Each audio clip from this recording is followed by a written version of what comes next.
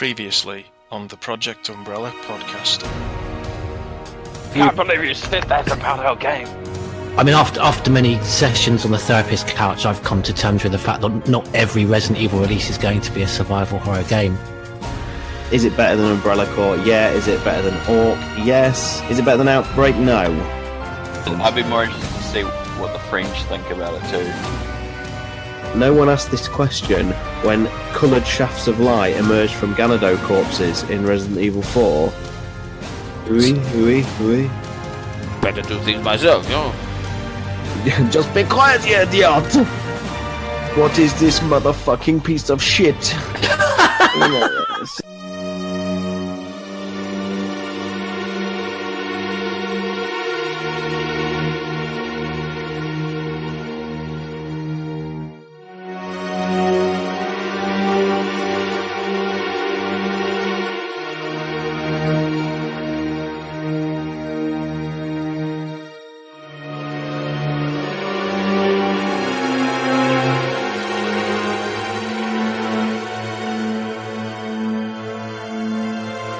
Project Umbrella.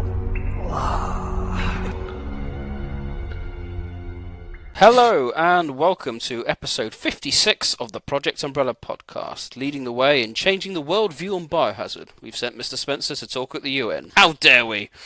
I'm Nick, better known as Neptune, leading our escape of the city. Let's see who's joining us today. His arch nemesis has recently been causing all sorts of a stir online with the new film The Joker. It's the Batman. Good evening.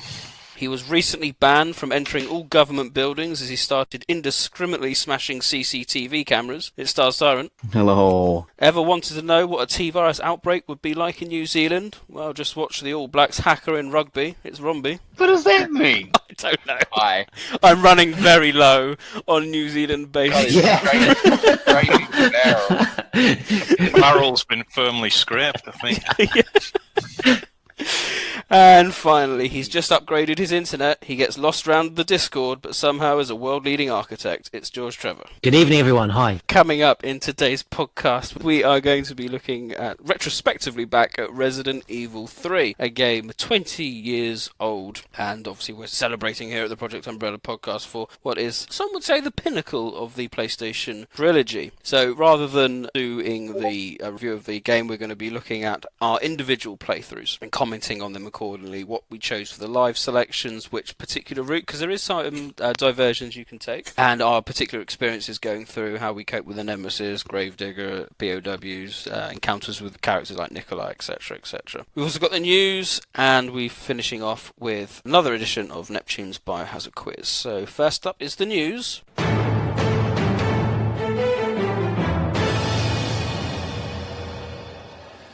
So first bit of news, Resident Evil 7, the VR walkthrough experience is out now in Japan. You can experience it. Once again, Japanese getting all the cool things that we do not. That trailer was shown, which you can see on YouTube, showed Jack and evidence of the mould, but looking a bit rough around the edges, I think we'd all agree. Indeed, yeah. It doesn't even look as good as the PlayStation 4's VR experience for Resident Evil 7, so it's interesting to see how it's going to translate to an arcade experience. They've also stretching the VR thing as part of the title. Absolutely, yeah. I think, we're all in favour of highlighting the R and the E, but we are stretching it somewhat with half a letter to make a V and whatever it's doing. It's half a W, isn't it, to make the V? Yeah. But we'll keep an eye on that. I mean, it's always nice if things like that can come to the West, even if it's just a little freebie download on PlayStation 4 or PlayStation 5. That would be good.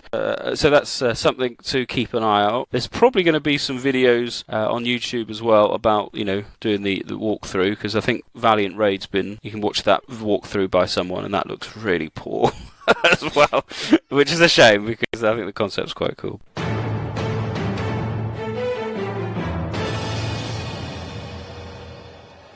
The second bit of live action experience, if you like, is in Hong Kong, with another Resident Evil experience running from October the 10th to January the 10th. They have what's called Resident Evil 2 Infected. This is a haunted house style experience where you can choose either the Claire or Leon route through the RPD, but it's very much a haunted mansion, haunted house style thing, which I think they did for the experience or the real, or one of those things that they've done. So that's very much another thing we don't get in the West. But there's a little teaser trailer for that as well, showing live action, and the zombie makeup looks particularly horrifying, so it could be quite a good one. Anyone else seen it?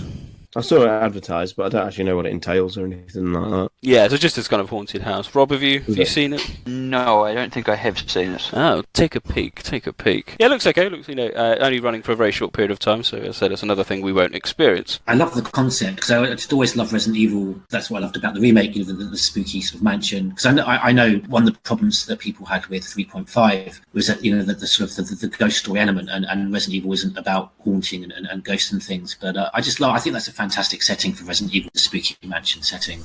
I agree.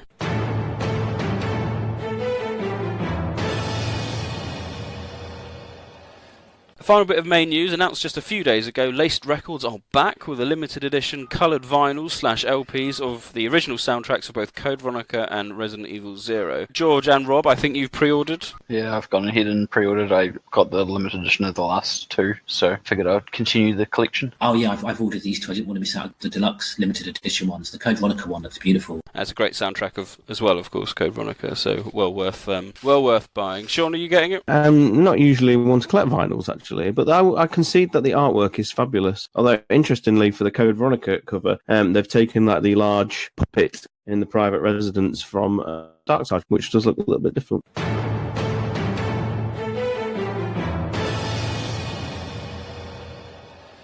That does conclude all the gaming news. We do have a bit of site news for you. Episodes 2 and 3 of the Project Umbrella podcast have been re-uploaded and re-released on Podbean and YouTube, going back to the carefree days of 2012. Episode 2 focuses on what was the brand new release of Revelations on the 3DS, and Episode 3 features Operation Raccoon City, the always controversial Operation Raccoon City. But these are quite old now, so apologies for some of the audio quality. I think I didn't even have a USB microphone at that point. But yes, you could download them on Podbean and on YouTube. Feel free to do. And then the last ones to come out will be episodes 1 and 0. Hopefully we'll get them out fairly expeditiously as well.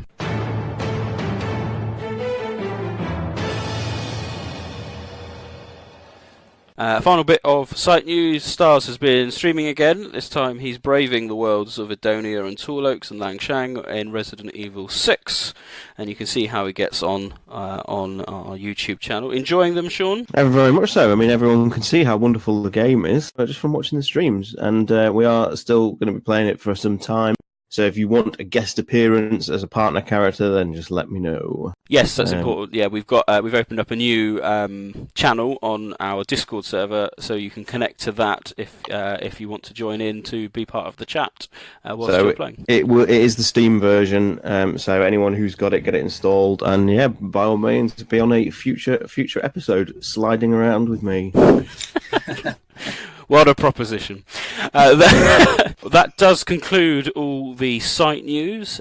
So we now move on to our main discussion of the podcast. 20 glorious years of Resident Evil 3 as we delve back into Raccoon City with our retrospective playthrough. It all began as an ordinary day in September. An ordinary day in Raccoon City. A city controlled by Umbrella. No one dared to oppose them, and that lack of strength would ultimately lead to their destruction. I suppose they had to suffer the consequences of their actions, but there would be no forgiveness. If only they had had the courage to fight. It's true that once the wheels of justice begin to turn, nothing can stop them. Nothing. It was Raccoon City's last chance, and my last chance. My last escape. Resident Evil 3, the final game in the original PSX trilogy. A troubled game that started life off on a cruise ship involving Hunk before morphing into the only Resident Evil game awarded 10 out of 10 by the official PlayStation magazine. Quite rightly, it is held in high regard by most Biohazard fans, and indeed we would urge you to check out episode 17 of the podcast where we go through the game and pinpoint our favourite parts and what we generally thought of the game as a whole. Fast forward a number of podcasts and years later we have reached 20 years since the release of Nemesis. In fact, it is 20 years since the US released this month, so what better way to celebrate this milestone than playing it all over again? And this, folks, is what episode 56 is all about. As we've done with Resident Evil 2, and most recently Survivor, this is a look back on our individual journeys through the game. Most of us haven't actually played the game for a while, and we've all endeavoured to play it on different systems. So we will hear our thoughts on the route we took, the live selection choices, random encounters, and generally what we discovered in the process, as well as commenting on the systems that we played it on. This is not the review podcast, but an analytical one. So, brief introduction. Tell us what system or what version you played, and whether it still holds up in your opinion. George Trevor, we'll start with you. The system I started this on was the GameCube version, playing it through the Wii, using the component cable as well. So I think you're the technical chap on this. I think I'm getting it in. Glorious 576i, yeah. Yes. And it's interesting that I haven't played. I've seen Stars and Batman playing the Seamless projects, haven't played them myself. So I kind of, my experience of it wasn't sullied by that. I mean, we'll go into detail later about it so very much holds up in terms of really provoking an atmosphere and deep emotions from you, these pre-rendered backdrops, coupled with the music.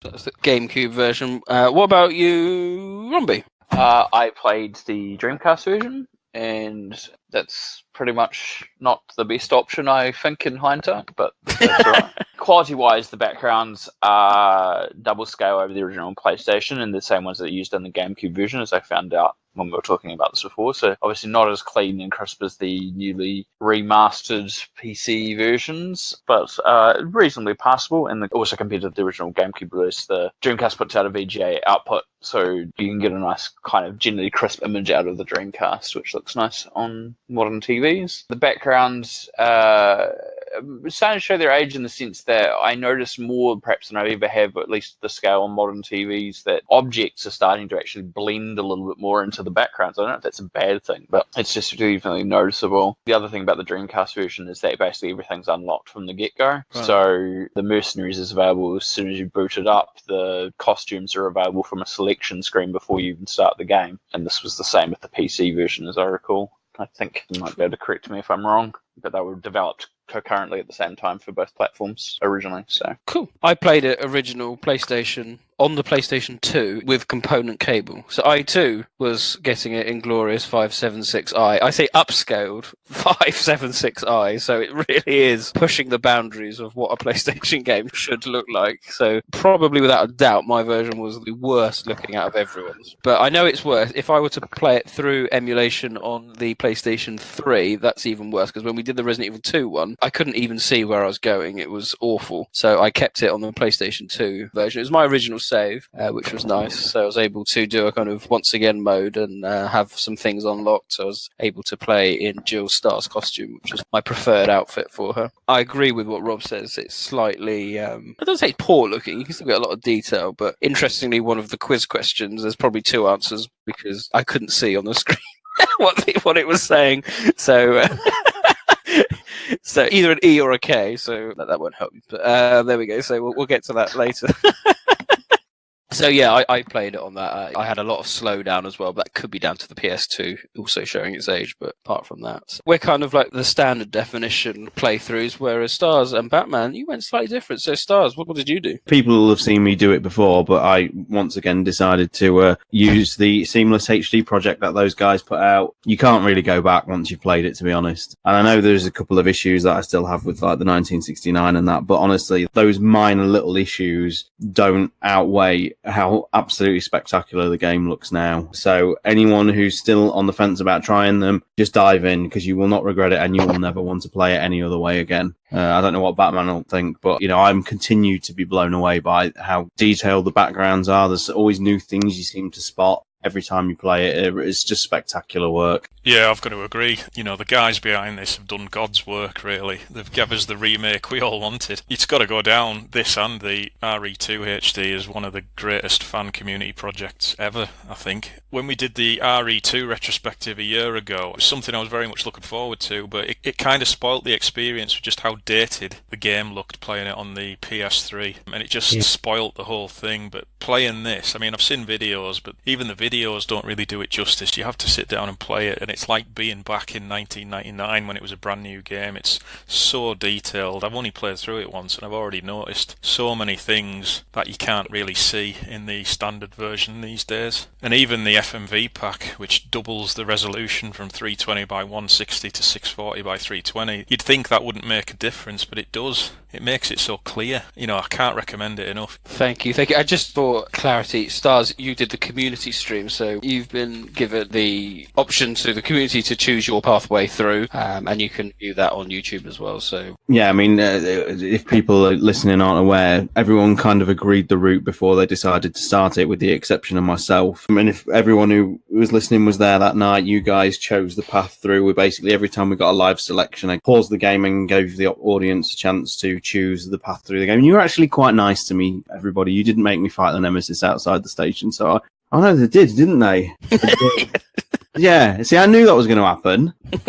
Savages. Yeah, it was good fun. Thanks again to everyone who watched it, and it's going to be fun discussing what happened. Because we had a couple of nice little things coming up. So we'll start off with, the opening introduction is a pleasure to watch that, especially if you've just watched Resident Evil Apocalypse, which we had done. You could see how it should have been done, but not too bad. How was it on the HD project? As I said, with the FMV pack, it looks great. It's still the best intro sequence in the series, in my opinion. And when the inevitable RE3 remake does come along, I hope they replicate it as closely as possible, because just the scene with the police making the last stand while the UBCS land on the rooftops, it's just brilliant. It's not been beaten yet, in my opinion. No, I completely agree with what Batman was saying, because, just the carnage and just, the desperation, and you just see that everyone's just screwed, whether it's the RPD or the special forces or the civilians. In terms of spectacularness, maybe not as good as the Code Veronica one. Still, all joking aside, it's marvellous, and the way it ends, just with the rain falling down and the cops crash cars and the dead policemen. Shots fired very early today there, blimey. So the game literally starts off with a bang, though, doesn't it? As you're propelled through Jill's, presumably, apartment onto the streets, and you are quickly introduced to everyone's favourite tragic novelist. That is Dario. Before you get there, it's not quite... It's an easier introduction, isn't it, than, say, Resident Evil 2, which, you've got to be quite clued up on the controls with Resident Evil 2. Otherwise, you'll probably die in that first section. Whereas this one's a bit easier at the beginning to get going. You got some ammo, and you should be able to get past the two zombies that are in the way. It's a very awkward introduction, though, isn't it? I don't really like how this game starts. It feels... I would agree, actually. Very rushed. I get the feeling they never knew quite how to start the game properly. Or there was a plan and it technically wasn't capable of being done. It's difficult. You've kind of got the pictures, haven't you, of Jill going, I'll make my last escape. But it does seem odd that she's still in the city when it's all gone to hell. It's the fact she's waited so long before thinking, right, I better try and get out of here. Yes, it doesn't quite ring true. But bear in mind what Outbreak takes place, on the 24th? It would have been a bit neater if you'd maybe just started inside Jill's apartment, for example, and you could have, picked up a gun, examined a few items, and then left the apartment, and the game started that way, rather than just giving you that sudden explosion and you just get thrown out onto the street. No doubt they'll do something like that in any kind of remake as a kind of tutorial. So you meet with Dario, you make it into the warehouse. I have an exclusive scene in the PlayStation version. You do indeed. Is it if I go back to him once he locks himself in the lorry? You will get an extra line of dialogue on your version, Nick. Yeah. Which I can't remember. I should have written it down. I cannot remember what that is. So in all of our versions, he will just simply say, "I've told you I'm not leaving, never." But if you're playing, I think is just exclusively the PlayStation 1 version, although someone will correct me, he will also get an extra line of dialogue where he tells Jill, just get away from him. Oh, that's right, yeah. Just get away from me, yeah. I don't know why it was taken out. It's one of those really bizarre ones, and you'll never ever get the answer as to why that line is missing from... I'm sure it was just an overlook. I'm sure it was just when they were programming, someone just missed a line of dialogue or flag something that was supposed to run it, or trimmed the file short by accident or something. And it's just used in every version since. I can confirm I did trigger it after Stars' recommendation to do so. I just couldn't remember what he said. But yes, that's there. But again, nothing's really happening that's different until we hit the uptown, We leave the relative safety of the warehouse, and we start wandering towards the RPD. That's the first stop. But before we get there, we get to Bar Jack, which is wonderful, and we bump into everyone's favourite Chicken Heart Starts member, Brad Vickers, who's wandering around being chased by God knows what. At this point, we don't know. We're led to not know at this point in time. But that's quite cool. You can see him being chased through the streets. I've always wanted to know how he ended up in that room. He bursts out of, trapped with 5 zombies. Yeah, that's a good point. Kind of weird. What were you thinking? He must have gone down there as hiding and then just burst out. Big. And there was 5 zombies down there, so there was 4 that come out with him and 1 left down there. So yeah. Let's just say in headcanon he tried to get the shotgun and the door ended up being shut behind him. Yeah. There we go. Not a great plan. So you do then encounter him in Bar Jack, where he's being bitten. There's a topic about this. Was he actually infected at that point? And that raises many discussion points about whether a character is ever infected in this point during the game, or is it just purely gameplay mechanics? See, are you infected? Then you need a herb, that kind of thing. But I always thought he would be. I've always taken it as it was in a cutscene, therefore it is accurate to cutscene. Like he got bitten in a cutscene, therefore he's been bitten. I think there's definitely a distinction. He would have to be infected to revive from the dead at this point, because the T-virus doesn't reanimate uninfected corpses until Code Veronica onwards. Ah, that's a good point. I was going to say, also, obviously, if he's infected by Nemesis, if he was only infected by the Nemesis, we saw how long it took on Jill for her to be potentially infected. His turnaround time was a lot quicker. Yeah, I mean, he was also infected by Nemesis, and Nemesis secretes a more potent version of the virus. Mm. You get one of your first little variations here. You've got basically one of 3 choices with Brad. You can either intervene and help him shoot the zombie, you can stand there and do nothing, or if you want a couple of different lines of dialogue, you can leave the room. Okay, and what happens if you leave the room? You just basically get a line. It's a line change. It's a slightly different performance, and there's a tweak to the dialogue. It's just something about how people aren't prepared for this kind of situation. What could they do if you help, or just stand still? And if you try and leave, he's more desperate. The take is more intense, and he says, "What could anyone do?" Yeah, I think he's a bit more pissed off, isn't he? He doesn't call Jill by name. And instead of saying, doesn't he? Right, okay. And instead of saying, "What can the police do?" he just says, "What can anyone do?" Something like that. Oh. But it's interesting that theory sounds plausible. Then, if he is infected, if he's not been, may have been attacked beforehand, and the cutscene. But then I always raise the fact that Rebecca is bitten by an eliminator, but isn't infected in a cutscene as well. But we don't dwell on that, Well, I think something happens to him after he leaves the bar to when he turns up at the RPD, because he looks to be carrying an injury he doesn't have at this point. Yeah, he's holding his side, isn't he? So more so than perhaps before. So you can explore Bar Jack. Any observations about the bar? I think the only thing notable is the file you get of the clock tower. I'd start a night out in there. It's a nice little place with its stone walls and its pinball machines. Ladies and gentlemen, it is a happening bar. I was going to say, there's a nice little thing. It comes up a few times, obviously. It's in the warehouse as well, but that above the rim graffiti from Resident Evil 2 also appears on the pinball machine. Mm. Yes. There was a question on the quiz. What's above the cool beer sign? I think something we had that one time. But it is a nice bar. It's a bar. It's just as cool as Jay's bar. Well, the staff of Raccoon Hospital are going to have a night out there. It's mentioned on one of the notice boards in the hospital. Oh, yes. 10th of the 3rd, yeah. We'll have a night out in Bar Jack, and it's quite sad, isn't it? Because I think the date they give is the 3rd of October, and as everybody knows, the city was blown up on the 1st, as we've debated. Because I actually can remember when I first played the game, not realising that in America they have the day of the month, and the month the wrong way around, and my birthday's the 3rd of March. So I was like, oh, fucking hell, they've got my birthday in Resident Evil 3. But yeah, no, I imagine the party's meant to be the 3rd of October. Correct, yeah. So you can't leave Bar Jack. You can go to the dress shop if you have the key. The music in there's amazing. Yes, you can change into any outfits. I slipped on the Stars outfit. Correct me if I'm wrong, Rob, but I don't even think you can go into the boutique in the Dreamcast version, can you? No, you don't get the key or anything because you just have this selection screen at the start. That's a shame. It's a nice little room that they put in. There's some very strange stuff in that boutique. Like if you look on the shelves, there's like red watering can and I don't know if it's the graphics not holding up to today's standards, but if you have a look around, it's very odd.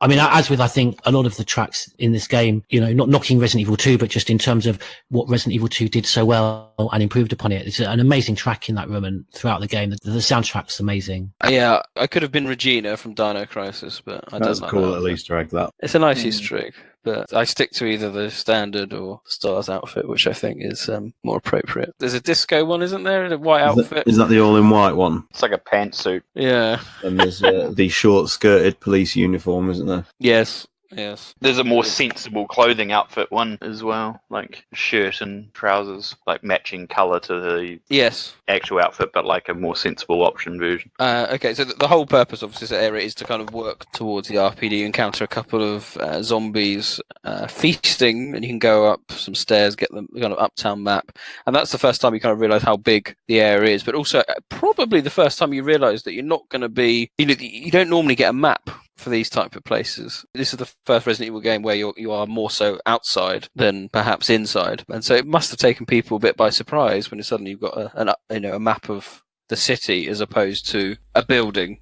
But I was going to say, I remember that being quite a surprise, and then also the fact that right beside that map you go up the stairs to up the fire escape, and you can just walk up the fire escape. I just remember going, holy crap, like there's no loading, I'm just going up the fire escape. And then same with the steps just by the bar as well, you can just walk down them. And obviously there's bits throughout the game later on where it becomes more apparent, especially bits in the RPD where you can see the difference between, say, Resident Evil 2 and 3. But that was quite a good thing at the time. Just behind the fire escape you get a nice gun shop kendo van. Parked in the alleyway. You do. I was just going to say, I like the detail in the maps as well, considering all the streets are blocked off with barricades, and you just think it's all random, but it's nice to see on the map where the streets would actually go, like that alleyway you just mentioned, Rob, with the fire escape. If you actually could continue down there, that would lead you straight to the pharmacy, but obviously because of the barricade you can't get there, and it's interesting to see how on the map how all the streets could link if there wasn't any barricades there. Yeah, that's the same. I was thinking the same thing later on with the areas towards like the construction area and the power station, and like there's like the cars crashed into where you get you do the book, the stone book for the compass thing, and there's the barricade there, but if you could go through there, it would just lead you straight to the power station. Yeah. Like if you could just go through like those sorts of areas, yeah. I fear a lot of that's going to get lost in the remake with the more modern spin that they've put on Raccoon City, particularly from Remake 2, where it just looks like a slightly smaller New York or something. Yeah, I mean, Raccoon's got a very distinctive art style, isn't it? And it's a clever thing. It makes you feel that you're outside, but actually where you can go, certainly in the early areas, it is relatively linear, isn't it? You've got a couple of choices later on, but it doesn't feel that restricted at the same time. And it's it's because of the way it's all designed with all the kind of blockades, and the city is a very unique looking one. It's not overly modern, and I think there's been a lot of research into the kind of style. It's quite Parisian, isn't it? I think a lot of people compared it to Paris. It's quite narrow in places, and we'll get to like the shopping district, which is very unique in my opinion. But only later does some of the streets get quite wide. I'm thinking mainly like the cinema area's got quite a wide street, but the way that it's all put together, it makes it feel bigger than it really is, and I think that's quite a clever approach they did without obviously with graphical limitations that they had. Yeah, I mean, I just wanted to sort of come in on that because you're right, it does do that amazing job where you've got that quick choice when you go into Barjack, whether you take the key and you go out the immediate door, or you go back out onto those streets, and you can work around. There's that fire escape Romby mentioned, you can go up there, and there are the little things here and there that you can go in and out of, but just the sheer amount of things and the barricades, the broken glass everywhere on the streets. I just think they just did an incredible job just showing an immense scale of width across and height, so that you see vastly back into the distance, these buildings are just amazing. And I think you take something like, you talk about the remake, and you're going up to quite poor standard textures when you can actually have a free roaming camera that lets you get over there. I think sometimes it's better just to not be able to get there, like a landscape, which is a painting, it's not a photographic image of that landscape. It doesn't necessarily, but it actually can sometimes, the painting can sometimes evoke a deeper emotion, than the actual, say, a photographic image of that, of the same. So yeah, I just think they're amazing. And I think that's a testament to the fact that they could stand up in today's gaming, because I think they do just as much as a modern game. I'd agree entirely. And as I said, this kind of all leads up to entering a familiar location. It's always quite nice to come up to the RPD, an area that you couldn't explore in Resident Evil 2. The kind of the main front gate, and you've got the burning car. You've got there's a bookshop, isn't there, that you can see, and instantly you can see your exit goal, because if you go and explore that door, it needs a lockpick, and you can see where you've got to go, but the only place you can then go is the RPD. Which brings us on to possibly my favourite FMV in the entire series. Yeah, it's not Code Veronica. It really isn't. It's not. I agree, John. It's not. I don't think Code Veronica's my favourite. This could be. I absolutely love. I think this is one of the most shocking moments in the series, if they were ever to do the most shocking. But simply because there's Brad. You think, oh, we'll be all right. We'll rescue Brad. He stars. But then you kind of think, he deserves it. He shouldn't have left me in the mansion, the bastard. And then Well, of course, also, if you've played Resident Evil 2, you know all the secrets, he ends up outside the RPD. Yes, but then not everyone will know that. You've got. No, but you do know that. It just works so perfectly well. It's so well planned that it turns up there and this happens. Yes. To me, it only adds to it. And the introduction of the Nemesis is just a glorious, glorious scene. He just exudes presence, doesn't he? He's there. He's huge. He just tosses Brad around like he's a rag doll. And so much so than the Tyrants, though, don't you think? And again, this is how it improves upon, its predecessor. Just the Tyrants just almost feel just kind of anemic to me. I know it's been mentioned, with almost those featureless faces, that they can come across almost more, sinister. But yeah, just Nemesis and that whole mechanic of, hunting you down throughout the game, again, is what just, lifts Resident Evil 3 up to me is the best in the series. I just remember, first time you're playing it, like, oh my god. And then suddenly you're introduced to the kind of first live selection. The hardest in the game. Oh my god, that's the hardest encounter in the entire game. The battle against Nemesis, it's proper hard. You've just not got the arsenal. Needless to say, I ran, but that's, that goes without saying. So, what option did everyone else choose? Romy, what did you do? I know what the codes are for the locker, so I don't need the ID for the computer to get the code. There's only 4 codes. So, to me, I just was like, alright, I can just leave this. I don't need to fight the Nemesis. I'm not fussed about the parts. If I want them, I'll get them later on. So I was like, I don't need Brad's stars card. I don't even need Jill's stars card. I can just literally go get the key from the locker. So I was lazy. Yeah. George, what did you do? The enjoyment, man, the satisfaction of just having unlimited Magnum bullets, that you get if you eventually do him in. Every time. And my kind of idea is that this is the hardest one.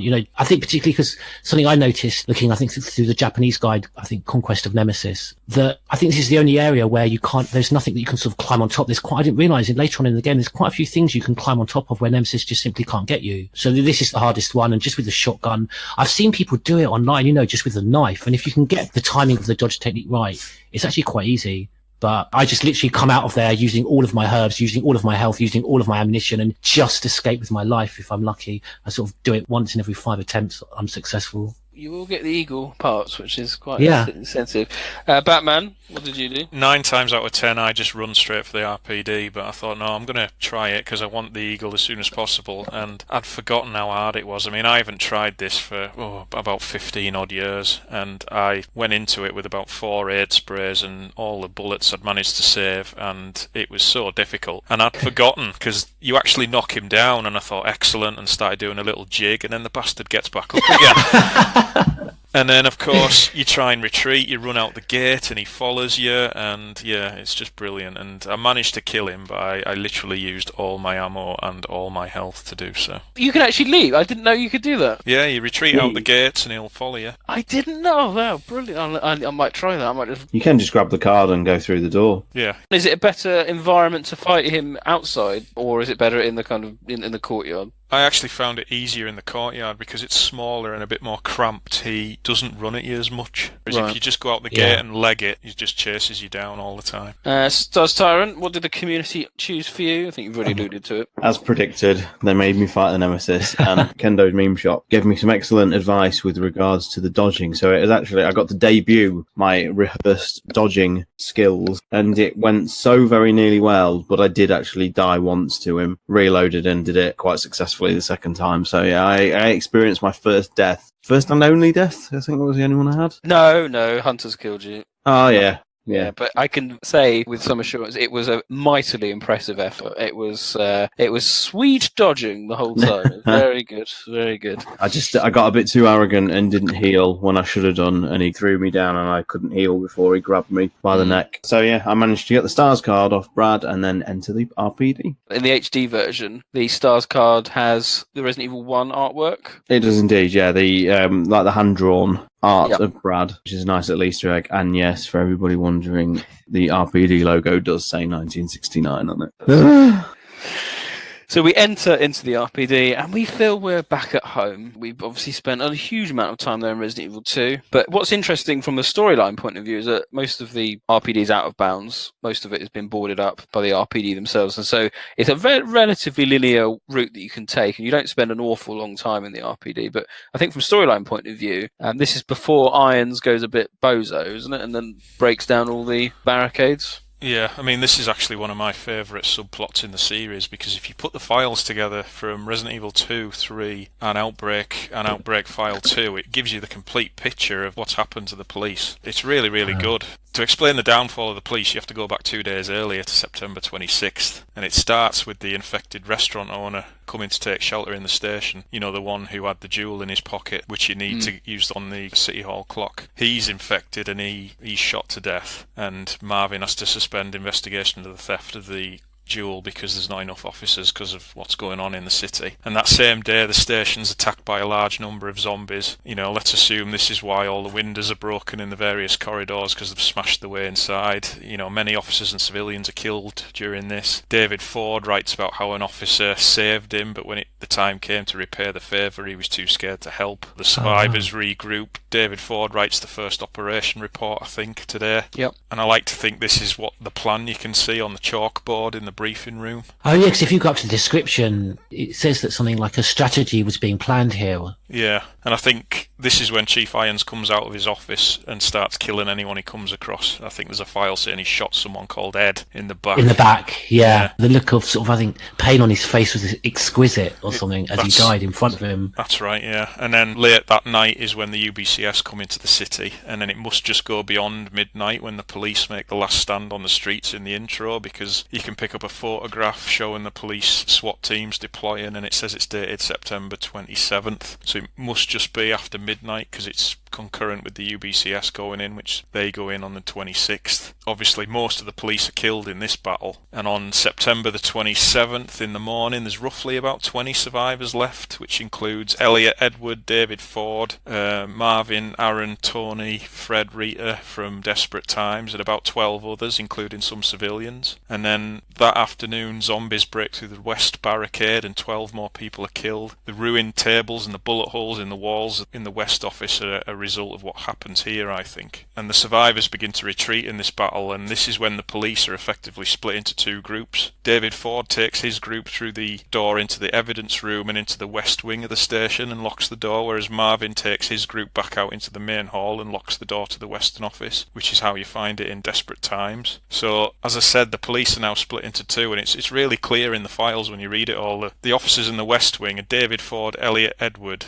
Andy, which is just an NPC from Outbreak, and about 8 others. David Ford locks some civilians inside the evidence room to keep them safe, and it's explained in the Biohazard 2 guidebook that some of these are infected and they eventually turn into zombies, which is why when you play Resident Evil 2, which was written obviously before Resident Evil 3, you find 4 zombies in there. That was meant to be cool. That was meant to be the explanation behind that. Wow. And the remake of 3 is going to destroy everything that George just said with the files that come out. Well, Remake 2 already has, because you've got the other survivors in the East Wing, Marvin and the characters from Desperate Times. Both groups are cut off from each other with no way of communicating, and then obviously you've still got Chief Irons in his office, the mayor's daughter's hiding somewhere. You've got Ben in the cells with 2 other prisoners who you can meet in Desperate Times as well. So I counted them all up, and I think the total number of people left in the station at this point is 21. And then David Ford and his colleague retreat back into the briefing room, and he writes up the second operation report. They also start to barricade up the door connecting the corridor where you meet the first Licker in Resident Evil 2 to the corridor leading to the briefing room. In Resident Evil 3 that's barricaded up, so they must have done that. So David Ford's team's got access to the briefing room, the eastern staircase, the evidence room, the dark room, the upstairs corridor, Star's office and the library. It was still on September 27th. David Ford goes to the office next to the dark room to drink whiskey, and he contemplates blowing his own brains out with his shotgun, but he doesn't do this because he's interrupted by the first appearance of the Licker, which kills 3 more of his team. And then at some point a fire breaks out near the helipad, because that's what we see in Desperate Times, which takes place on the evening of the 27th. And then you've got Desperate Times playing out. Aaron, Tony and Fred are killed here. Rita escapes. Marvin is wounded and locks himself in the West office. At some point he must come out and barricade the doors in the main hall, because there's no one else who he can literally be, to be honest. And then by September 28th there's 14 people left alive. There's Marvin, David Ford, Elliot Edward, Ben, the 2 other prisoners, Chief Irons, the mayor's daughter and 6 others. And then Operation Report 2 happens at 2:30 a.m. that day, when the west wing of the station is attacked by zombies, and 4 more are killed, including David Ford. So Elliot Edward writes this operation log saying there's just him and 3 others left, and that's when they decide to try and escape via the sewer once they find a safe route through the station. So by the time Jill arrives in Resident Evil 3 on the afternoon of September 28th, in total there's 6 other officers left alive in the stations: Chief Irons, Marvin, Elliot Edward and his 3 colleagues. But when Jill moves through what she can access in the police station in Resident Evil 3, she should in theory run into Elliot Edward and his team, because that's the only part of the station they can be in. But because we never see them, the only room they can be in is the library. I mean, Jill does find Marvin unconscious in the rest office, but when you go back there, he's got up and left. His body's disappeared.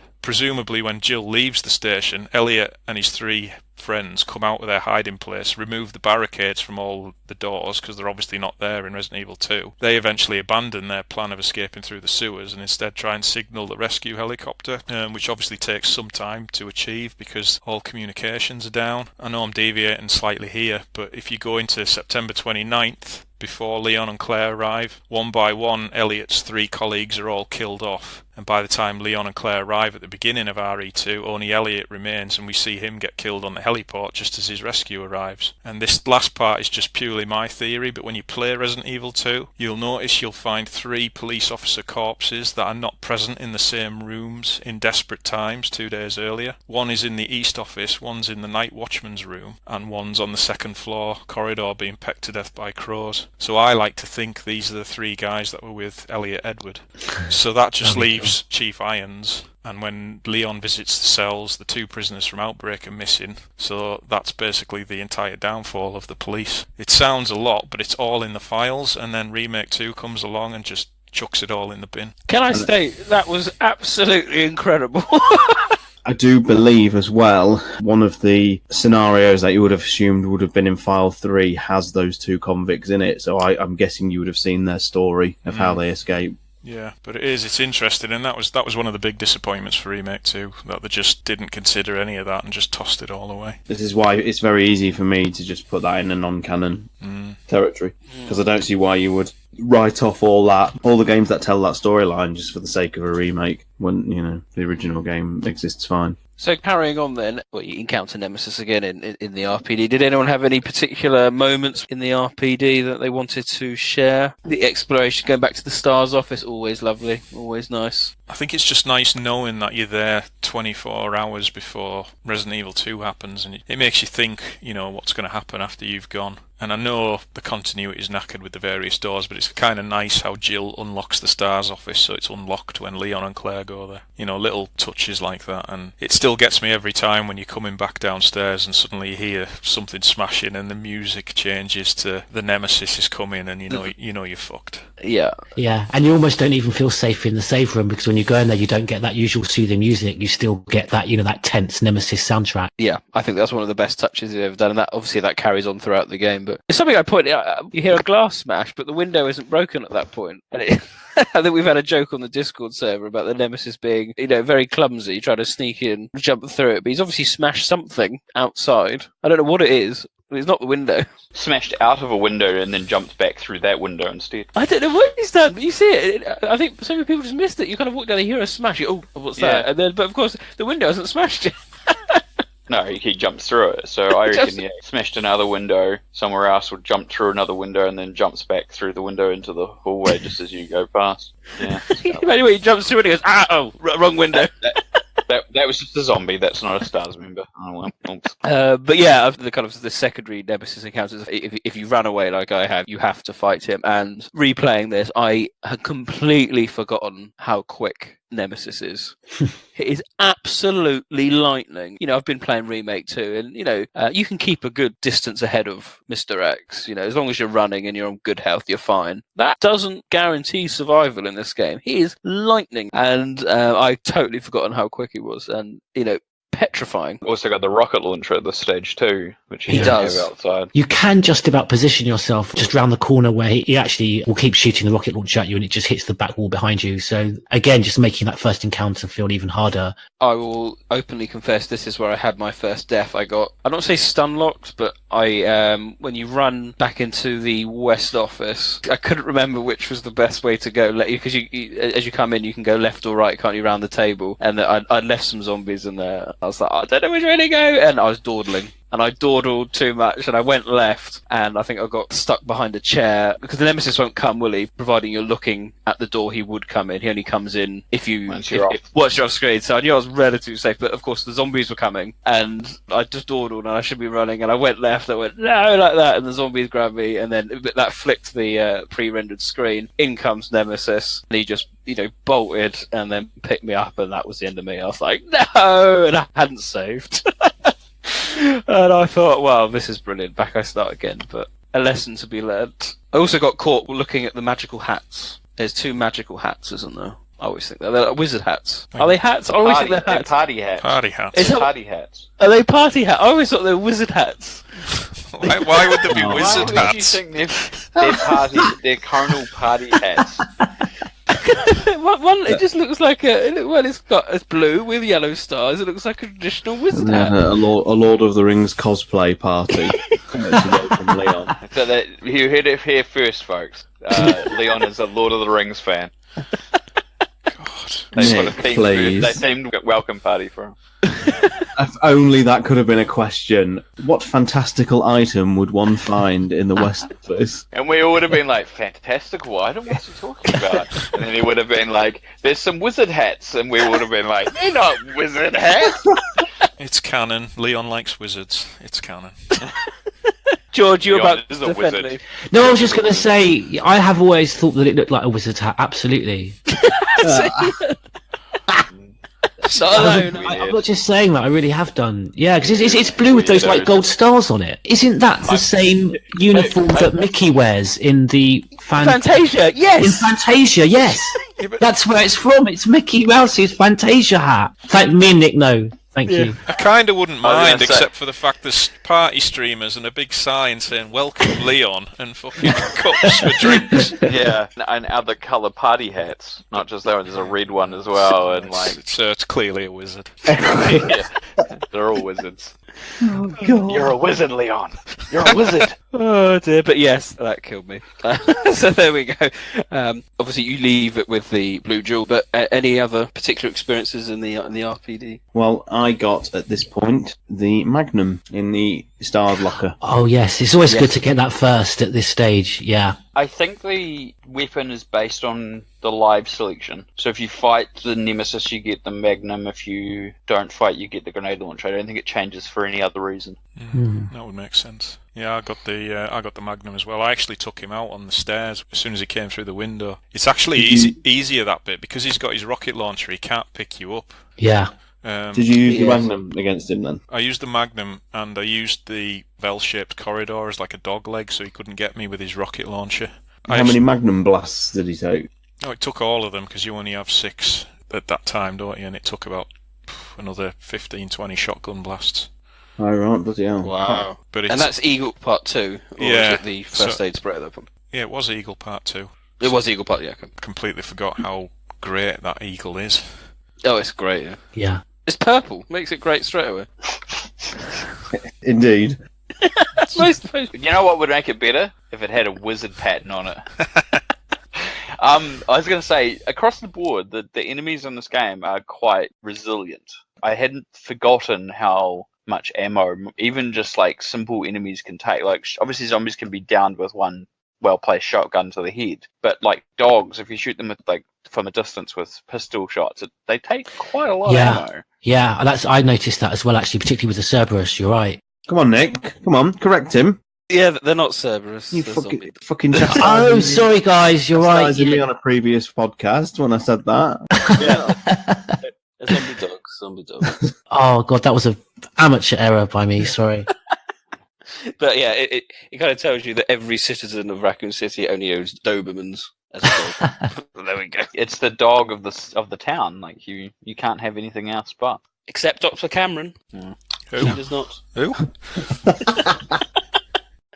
Oh dear. I'm with you though, Nick. I'd love to have that as part of the canon. I could quite happily have it. Graphically, though, not a lot of difference. I think they must have just reused all the assets. I don't think they improved them at all between RE2 and RE3 in the RPD. I couldn't see any notable differences, but then I was watching it on a terrible version. So, HD Project viewers, did you notice any difference? They've redone a few of the signs for the HD versions, but that's only where the upscale melted the text originally. In terms of the zombies, they're all created for this game, and I actually think they're a little bit more boring. Like I noticed, I think I pointed out in the stream, didn't I, when I was in the upper floor where you've got the statue puzzle. They're all variations of, brown with like beige trousers, and I found there was a better variety in Resident Evil 2. Only the exception to that is probably there's more female zombies in this, a variety. And whereas obviously Resident Evil 2 didn't have, and the size, I was going to say the body shape. There's the fat one, isn't there? But yeah. Well, there's more than, there's not just the fat, there's like 3 different body shapes, I think. So there's like regular, skinny, large, and then obese. But to say as well, when we talked about the Nemesis being introduced, I still think all these games later and all these subsequent appearances, no other game in the series has got the intimidation look and voice of the Nemesis right as Resident Evil 3 did. Not even close. Not even close. A genuine sense of panic. It still feels monstrous and like a proper organic weapon, and I don't like the fact that subsequent games have given him like Terminator heads-up displays and things like that. We leave the RPD, we have our lockpick, and we head into downtown. When you're alone, I don't know the words. Right, you hit downtown then. Oh my god.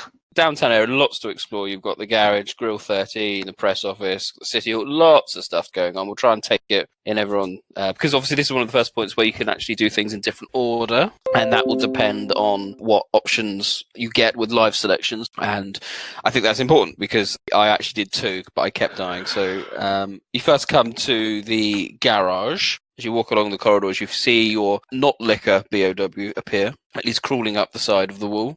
Pops out the window. He does, the old drain Demios. But yeah, you head into the garage. Lots of zombie dogs, actually. I think this game has more zombie dogs than any other. Can I just say at this stage, I won't go into detail because I know we're not going to do a review, but anyone listening, if they just want to get an idea of the sheer scale that these pre-rendered backgrounds offer, which I think some people really don't take into appreciation, is the connecting screens just before you go into the garage. You think this is the building, isn't it, that's marked Raccoon post office, yeah. Even though when you go in it, you've got that underground garage. But yeah, as you come into that screen, again, just the detail, you've got like a police car, you've got chairs like smashed through the windscreen of the car, you've got a cigarette machine on top of the car, bar stools on top of the cigarette machine. That, we talk about those buildings, you've got these 4 huge, like kind of double fronted mansion blocks that just go off into the distance. And then the height, you've got that huge bus that's stacked on top, that's mounted those up 2 cars, and you've got a body going through the windscreen. And I think, yeah, it's a good point that maybe the zombies aren't as varied as they are in RE2, but something I noticed is the descriptions of the dead seems to be far more descriptive and desperate than in RE2, where you just mentioned that Drain Demos, you've got the dead mercenary. Oh, yes.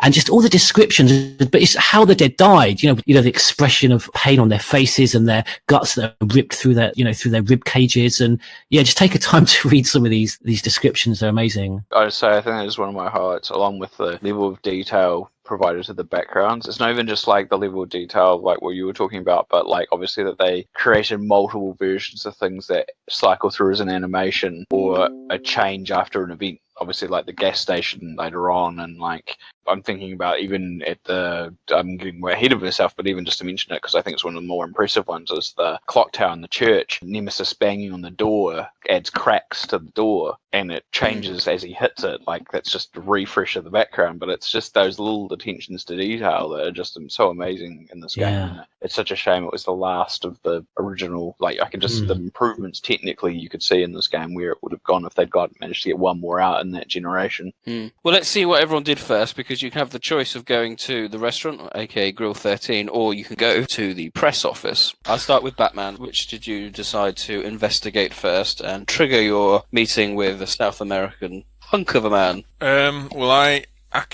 was considering the press office, but I couldn't actually remember what the live selection was there, and because I was trying to get the Terminator 2 shotgun as soon as possible, so I could remember if you went to Grill 13 you could use the light to cause a gas explosion and knock him down without fighting him. So I decided to follow Carlos into Grill 13 and went past the cinema playing Biohazard 4. Oh yeah. Yeah, you're introduced to Carlos, an alright character. He has a couple of amusing dialogue exchanges with Jill about his accent and whatnot. It's nice that Jill really hates Umbrella in this game, like really properly hates Umbrella. Yeah. And the live selection when Nemesis turned up, instead of hiding in the basement, I decided to hide in the kitchen, and there's a leaking gas valve that Jill throws a lamp on, and that incapacitates Nemesis. And this was the 3rd time I'd knocked him down, so I got a first aid spray. Box, yes. And then when you go into the back alley and have your little talk with Carlos, and Carlos runs off, I decided to go back to see if I could take him down again. But he was still there, and I knocked him down again, but this time he didn't leave any items.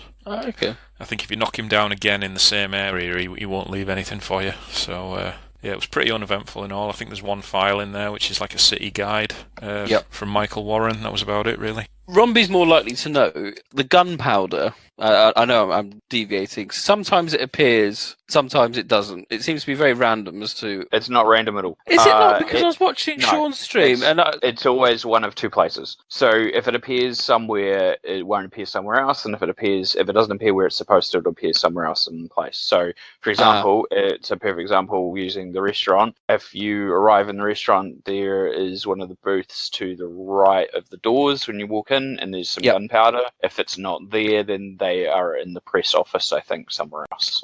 I can't remember exactly where it is, but because when I last played, I played the restaurant as well, and that's where they appear. But yeah, it's like also back at the RPD where Marvin's body is, you find shotgun shells. If they're not there, they're in where the puzzle from Resident Evil 2 with the fireplace at the back of the briefing room. They're on the mantelpiece there instead. So it's like that throughout the entire game. And it's like the weapon thing as well with the Magnum and the grenade launcher. Some of them are based off a randomizer, so obviously I don't know what the exact system is. It's the same thing that works out what the puzzles are going to be. Some of them are obviously set based on your decisions, like I explained before with the weapon. I'm pretty sure the grenade launcher Magnum thing is based entirely on whether or not you fight Nemesis first time. Others are just based on the game choosing herbs and stuff as well. Same thing. Yeah, because I made a critical error. I completely forgot. Well, I said critical error. I went back to the RPD because I was convinced I'd left there's 3 green herbs. at the front, and I was desperate for health at that point, and we got there already gone, so I don't know if they'd appeared somewhere else, but there we go. Thanks for that, Rob. That was really useful. So what was your option? I did exactly the same restaurant, just simply because I knew I'd get the Nemesis first Nemesis pickup that I was going to get, because I hadn't bothered killing him at that point, but I knew what John did, which is that you get a freebie basically for throwing the lamp at the gas and causing the explosion. I had forgotten there was nothing in the basement though, so I climbed down the ladder and then was like, oh yeah, that's right, this is only useful if you are exiting or come here second. So I climbed back up and Nemesis was basically right in our faces. So we basically ran out and then had a little cutscene and then went off to the press office second. When I first did, I did the restaurant and I hid in the basement, and then of course you get the flooding, and I completely forgot what you have to do. There's a latch, it's escape route, isn't there? And I don't know, it wasn't. I could see it. I was clicking and it just wasn't going on. I was like, oh my god, what's going on? I thought I was going to drown. And if you don't find it in time, Carlos just says, "Quick, come this way," and it's a total waste of an option because you then got to go back up the ladder and you fight Nemesis again, so that didn't work out very well for me either, and I died because then I had to do it all over again and decided to do press office instead, just a bit of variation. And I really like the press office route. I think it's one of the better mini kind of, I say it's not a hub area, that's a very generous term, but one of the better small buildings that you explore. I think the fire effects are really good for the system, for the game. I think it's quite effective with the kind of blast door coming down, and then as you're going up the steps you get a nice kind of jump moment with the door kind of blasting across you. I was going to say, I think it's worth noting on the same point. I mean, I know it's going to come more apparent as we talk, but obviously, depending on which your selections are, obviously have ramifications on who you meet, what happens, and those have longer lasting effects further down the storyline slightly. They're mostly cosmetic. They're dialogue trees or changes of scenes and stuff, but it's obviously probably worth pointing out that if you go to the press office first or the restaurant first, you're going to get a different set of scenes and scenarios and how you meet and all that sort of changes. So yeah, people who go to the press office first and then the restaurant second are going to get a different run of things than they the other way around. That's right. When Nemesis comes up the steps, you get the option of either jumping out the window or hide in the back. Yeah, I jumped out the window just because I wanted to go to the area where you can't go unless you jump out the window. I wanted to complete the map. There's a little alleyway next to it which is locked, and you can only lock it from the other side, and there's 2 red herbs. So that's the route I took. George, what did you do? Well, I wanted to sort of subvert my usual route everywhere I went, even if I didn't have the right items, just to completely go in a different direction. Probably why I've got a wonderful game time of like 7.5 hours at the end of it. And I went straight to the press office, kind of went into Grill 13, but didn't do the things to trigger the Nemesis scene. And that's why I just love this game. I've played it 1,000 times and I've never gone into the press office first. So I go in there. You're right, Nick, the fire effects are great. And I'm thinking, maybe I'm going to meet Nemesis here at this point, because I haven't met him there before. I haven't met Nemesis in the press office before. But as I go in there, there's a pair of legs like behind a desk, like vibrating. And I was like, what's going on there? And then you see it's Carlos. And I sort of killed Carlos by not doing the right path. So yeah, I got that little cutscene, and I didn't know, Nick, you mentioned that little room you can access by jumping through the window with the Nemesis encounter, which I did. And that was so cool because, for years I've kind of gone up to that door and tried to open it and obviously known it's locked and just thought, it's just one of those typical Silent Hill doors that, just always remain locked just to give that, illusion of not having such a linear path. But, yeah, it's fantastic. And when I did finally kill Nemesis on this encounter, I got because I'm going out of my way to kill him on every single one to get the, the infinite magnum bullets that I choose. So yeah, I got the 3 health sprays as well when I did him in. And again, it's relatively easy. As long as you've got enough health with you, you can, shoot him a few times, run away. You get that rotation of when he grabs you, when he's going to let go. Yeah. And you can direct that battle to that quite big open area. Yeah. Which helps. Stars, Tyrant, what did the community choose for you, restaurant or press office? So I paused the game and gave the community a choice, and you guys all wanted me to go to Grill 13, so that's where we headed. We lockpicked the cabinet, opened the hatch to the basement, and then obviously Nemesis turned up and everyone made me blow up the kitchen, and that was basically it. We obviously met Carlos there. GT was actually one of the instruments yes, for us doing the restaurant path, because he wanted to hear Carlos say barbecue. Just another one of those Carlos's lines. I mean, Carlos's lines are quite ridiculous, aren't they? And that's the other thing, because I obviously missed his foxy accent or whatever line. But then you get some line about how he's not into S&M. Really? Yeah, no. If you do in the press office, the dialogue encounter you get when you're in that kind of little back alley room, the bonus alley room that completes the map. He said something like, "Oh, don't think I'm into all that pain and torture stuff," or something like that. You could go back and listen to it. It's very funny. It's some sort of reference to getting sexual pleasure from pain.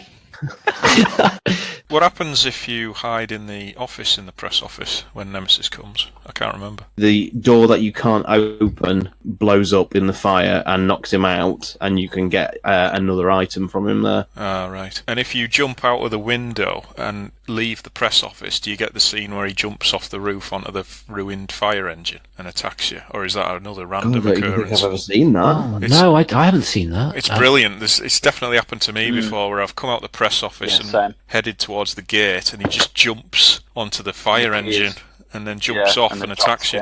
Wow. It's brilliant. I'm afraid I was bolting it too quickly, because the music's still going, isn't it? See, I find this fascinating. I mean, I'm sure everybody has those games where you still are learning new things 20 years later. And as we'll get to in a bit, I saw a cutscene or a variation of a cutscene that I'd not seen. And I've probably played through this game 30, 40 times, which is probably not a lot compared to speedrunners or whatever. But the fact that I'm still seeing like new things, and I've just learned just now recording this, there's another Nemesis scene I've not seen with the fire engine there. I just find it fascinating. There's so many games that just don't have this level of replayability. No, I think RE3 is, we talk about the randomizer as well. It's very replayable.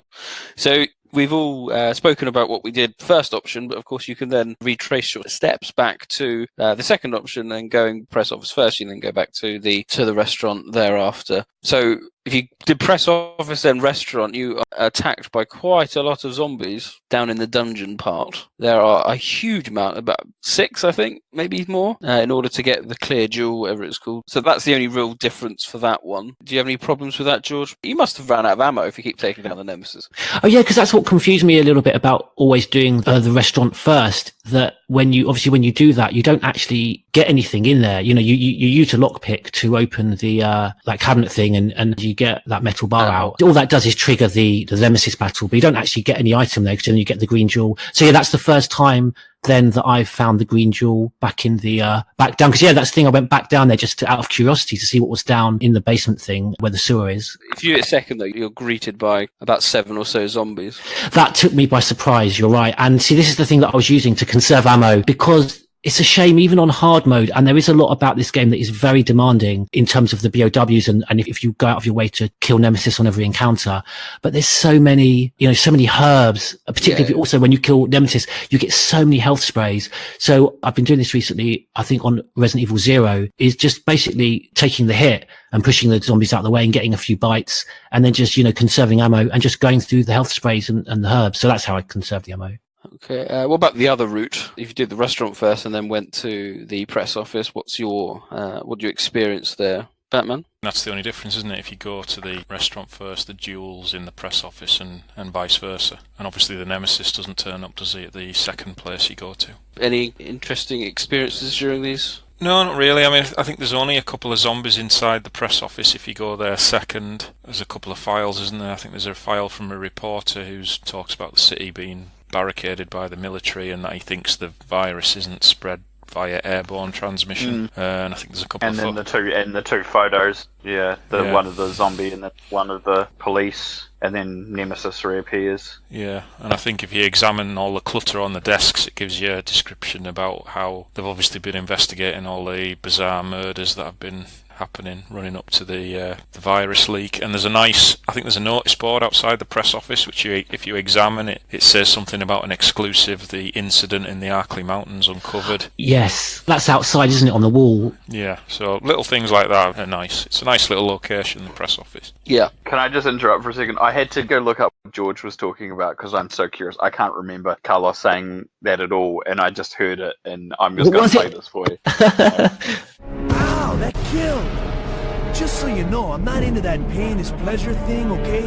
Just deal with it. That thing wants me dead. We've got to get out of here. See, I'm not into the pain and pleasure thing. Yeah, I'm not into that pain is pleasure thing. Okay, that's great. God, what? And like what Sean was saying, that's the first time I've ever seen that cutscene or, had an opportunity to really enjoy that dialogue. That little clip there just reminds me, and I said this on the stream, and I'll just do it as a brief aside here, that I don't think Catherine Disher's voice is the best for Jill. I don't think it really fits, but her performance is absolutely excellent. Not to take anything away from her at all. It's a great performance. I think that's actually a good point. You're right. I think I do agree with that in terms of just like the tone of her voice, in terms of what, of Jill. It doesn't actually fit the character, which is no fault of her own. I just will go on to say the press office is where most people doing the Jill's Diary run, where you've got to collect all the game files in order. This is the room where most people fuck it up, because I think you've got to go past one of the files and get the one further into the room first, and then come back and grab the other. Most people is it the photo first and then the diary? The diary journalist diary. Second, So it's photo.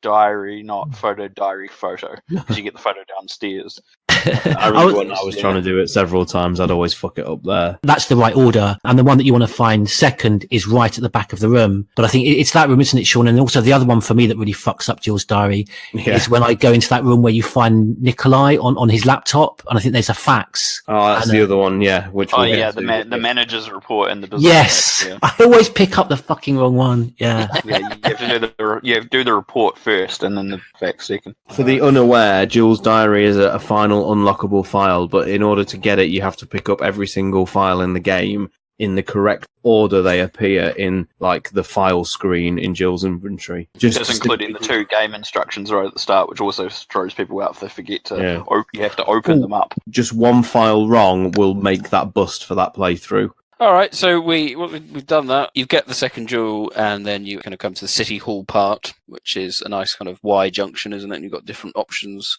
different routes going in various directions. And the first port of call, I suppose, is going to make your way to the tram, where you encounter Carlos, Nikolai, and poor old Mikhail. But this is the key point, because this is where the game tells you need 3 items to progress onwards.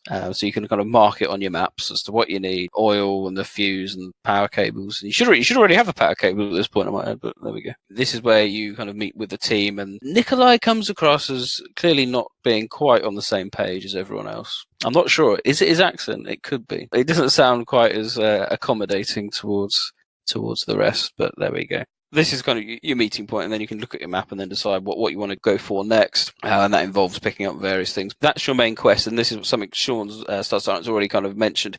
If you go back to this cable car before you have completed your task, you get a nice little bonus scene. Stars Tyrant, talk us through it. So, I'd seen this scene before, but I didn't know the exact criteria of it. And as I had the scene with Nikolai and Mikhail and all that, I'd started heading out, and I did like a pause of the emulation, got the guys to choose which of the 3 locales I wanted to go to first. And they had me go to the station. And as I was on my way there, I think it was Sonny said, head back now. You go back and you find Mikhail fighting a few of the zombies. Now, the variation is here. There is a barrel laid on the ground by one of the entrances to the cable car at the back. And I'd used that to take out a load of the zombies. Now, if the barrel is still there, you get a really neat scene where Mikhail's shooting a few of the zombies. He then rolls the barrel toward a group of them and detonates the barrel and kills them all. Because I'd already blown up the barrel, I'd got an entirely new version of the scene, which I had, in 20 years of playing this game, never seen before, where he shoots the first few out with his assault rifle, and then when the group turned up that he would usually roll the barrel toward, he pulled out a hand grenade and just threw it at them and blew them all up. It was amazing.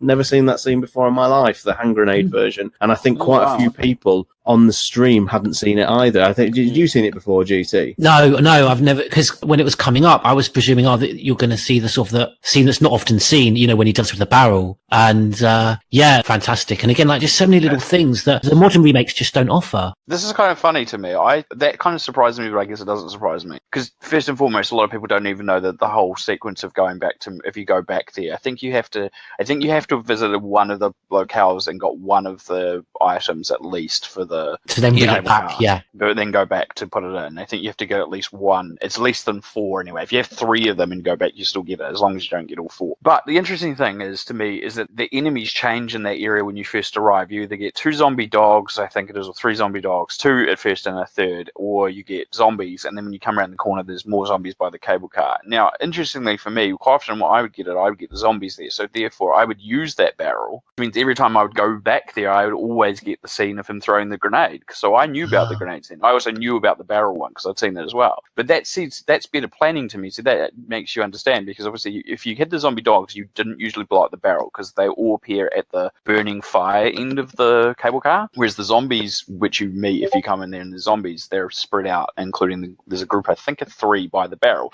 So most people tend to use the barrel to kill them in one shot. But that's good game planning, because it means as long as you revisit Mikhail both times, you're going to get those 2 variations of the scene. But also it's quite cool that there is even a variation to begin with. It's kind of like the Brad thing you were talking about earlier, if you left the room and then came back in, that they've actually thought about these things.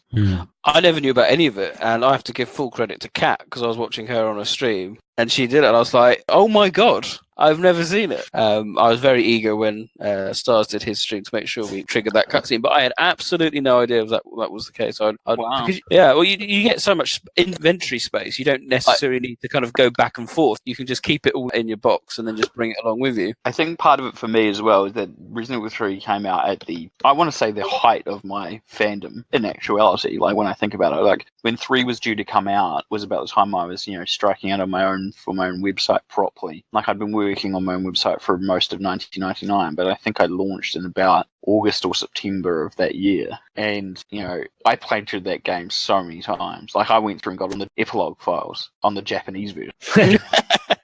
And I got all of them. But there was translations online, so I knew vaguely what they weren't the best translations, but they were translations, so I knew what was in them. And then eventually North American and European versions came out, so I replayed it then. So I've played the original game. Like I played through it 10 times easily, just on the Japanese version. Probably another 10 times plus between the US and the PAL version. So I don't think there's anything I haven't seen now, but I just remember having these same conversations back then. Or did you know if you did this and then this, you can see this? No, I didn't know that. Oh, cool. I'll go have a link. So I play it. Batman, did you trigger the cutscene? Yeah, I mean, it's completely optional in that there's no need to do it, is there? But it is such a cool little scene. I always end up doing it every single playthrough. I actually knew about the grenade one as well. This is years ago. I actually shot the barrel by accident. I just thought, because it's something Mikhail needs, you won't be able to shoot it in real time. So when you did, I was actually shocked, and obviously, he uses the grenade instead. But it's a cool little scene. It gives a little bit more characterization to Mikhail. So I do it every single time I play it. There's a bit of foreshadow to the scene with the Nemesis later on. Yeah. Yes. So the first kind of position within Raccoon you can go to, I think let's start with probably the best one, the gas station, Stagler gas station. And of course, depending on which route you've taken beforehand, then that determines who you meet in Stagler gas station. So George, you were explaining before we recorded, who did you meet? Just very quickly, just going back to that little thing with Mikhail, the little dialogue between Jill and Mikhail after he, blows up all the zombies, I think, again, it's quite nice. And because Batman made a point, I thought it was really good that I hadn't really thought about before, that it really comes across in that scene, how much animosity Jill has for Umbrella. And they talk about, whether he's taking out his hatred for losing his comrades on the zombies. And Jill explains, well, they're just as much victims as dying comrades are. I thought that was nice. Then goes back to what Batman was saying. And in Stagler, again, because I made a point of going there as early as possible, and obviously must have done it out of order than I normally do, because I've always had Carlos in Stagler. And again, it was just so cool, just suddenly, oh, fucking hell, Mikhail's there. Nikolai's there. And he just sort of says something like, oh, I'm just going off into the back room, goes off into that room. And so I go in there to see what he's up to. And he's kind of like an estate agent, because if you sort of kind of troll him and sort of walk around and move and go up to him and try and get him, I was trying to, trigger a little bit of dialogue or something, because I've never seen it before. And he's staring up at the ceiling, like, you've got a bit of, you've got a bit of damp up there, love. That'll take 10k off the price. And then I went up to there to try and get him to say something, and I was getting in his way. So he moved away from me and he walked into the middle of the room, by the oil soaked floor, and he kneels down. Like, I just imagine him thinking, "Oh, are these the original floorboards you've got here?" And then he goes and looks and say, "Yeah, it's a bit strange." And it's a shame it doesn't really actually, all joking aside, explain what he's doing in there, because you get a little explanation, from Carlos and a bit of dialogue and all that great stuff, Sean will talk about that he saw. But yeah, I've never seen Nikolai there before. I had Nikolai's. We obviously did quite a similar. I hope this is not Chris's oil, but yeah, it was. Jesus. Can I quickly ask, honestly, am I the only person here that for that puzzle with the ABC all these years, I just literally just press random things until I get it? Yeah, I've got no idea what's going on. Yeah. I do that, yeah. Pretty easy. Each button combination does a 2 together, sets another light off. So when you just have to have one light, there's 2 buttons. It's usually 2 buttons as a combination. Gives you adds or subtracts the other letter. Right. It's pretty straightforward. I think I've presumed it was more complicated than it was, and just lazily not tried to work it out. Okay. So Carlos encounters that should be you 3. Yep. Yep. No, but you do have a little choice here as well, don't you? Because he comes in, then the zombies, then he wants to become all-action hero, and then he goes out, and then you can go out and meet him, can't you? And watch him get annihilated. Well, you get this absolutely hilarious war cry moment from him. Where he just fires his assault rifle, and then you go back into the gas station after he's killed the zombies, and I didn't realise that you can go back out again or whatever, and then he will actually leave, which is pretty cool, because then it makes the actual FMV more canon, because he's obviously not in it with it in any variation when Jill's running from the explosion. Yeah, it always made me laugh when you just see her running away. Beforehand they were both there, and then she's running away, and then both of them get up. Yeah. It always makes me laugh. Yeah, shout out to Sonny for that one, because he told me about, and again, that's another little scene I'd not seen. If you go out another time and get Carlos to actually leave, then you can carry on doing the rest of the Stagler gas station. I didn't struggle with the puzzle. I thought it was actually one of the simpler ones, to be honest. Did I get gunpowders outside? Nick, you'll remember. No, did I get gunpowders outside, or did I get the herbs? You had red herbs. You definitely don't have any gunpowder, because I was ready, because they sit on the table, but as what Rob said. The herbs are there regardless. The gunpowders switch. Yeah. Between there and where you find the oil in the sales office. Because I actually said on stream, I never remembered there ever being red herbs there. I think you always get the red herbs, but I could be wrong. They might swap to somewhere else as well. No, because I was going to say I normally get the red herbs, but maybe it's why I didn't get them this time around when I was finding Nikolai in there for the first time. I know where they swap, sorry. So it's either outside the gas station or in the power station, the red herbs. And then the 3 gunpowders sitting on the table in the gas station, or they are on the shelf near the oil additive in the sales office. Brilliant. And I just love Stagler when, after, again, I love that cutscene. And when you go back after it's sort of blown up, I just love those, those explosions, those sort of random individual explosions. Yeah, still stuff going, like oil cans and stuff. Yeah. I've always had issues with the gas station when I look at it in the layout, both in the map and the surrounding buildings, and that it's like this random gas station surrounded by buildings in every direction. And I'm like, how the hell do cars get in and out of here? Even when there isn't like all these buses, stuff wrecked everywhere, there's not a lot of space. So I always kind of found that kind of funny. The other bit, I was just thinking back to when George was talking about Nikolai looking around. Inside of the shutters has the reverse print of the bus on it, and it's always bugged me. I don't know why. It says Midtown 33, and if you look at it, it's like some of the same stuff that's on the bus that's outside the parking garage. We'll say as well, the eagle-eyed amongst you will know that obviously there's 2 Back to the Future references at the station. There is a DeLorean in the forecourt, and the photo of Michael J. Fox and Christopher Lloyd, and the lady from Back to the Future 3, yes. They're actually wanted by the RPD, aren't they? So they've obviously abandoned the DeLorean outside the Stagler and made a run for it. Stripped over all the time parts. It's just a box standard DeLorean with an American flag draped over the top of it. I actually think the Carlos variation here is the better one, because there's no realistic way Nikolai could survive that explosion for a start. And I think it's really cool when you hear the zombies approaching and they make that really unique noise, and you just see like a line of them approaching the petrol station. I thought that was really cool. Can I just say something very quickly? I sort of forgot to mention before, Batman talks about the noise they make. Just throughout the game, what I just absolutely love is in the sections where you don't get a soundtrack, you just get that really, it's like a mix of this haunting moaning, you know, of the dead in the distance. And then I think you get sort of sounds of crows as well, but you also get the wind, and kind of the sound of the wind and the moaning zombies kind of mixes into each other. And you just get this, like, just this amazing haunting, you know, the sound is wonderful. Just take the time to listen to that. Okay, we can then I think we're going to head to the power station. By this time, you would have encountered the Drain Demon or Brain Sucker. I think when you return there, you can get the Brain Sucker. I think that's more in the hard modes. Yeah, a lot more problematic than I remember, but a couple of shotguns should sort them out. But it's just the poisoning that's the most annoying. Yes.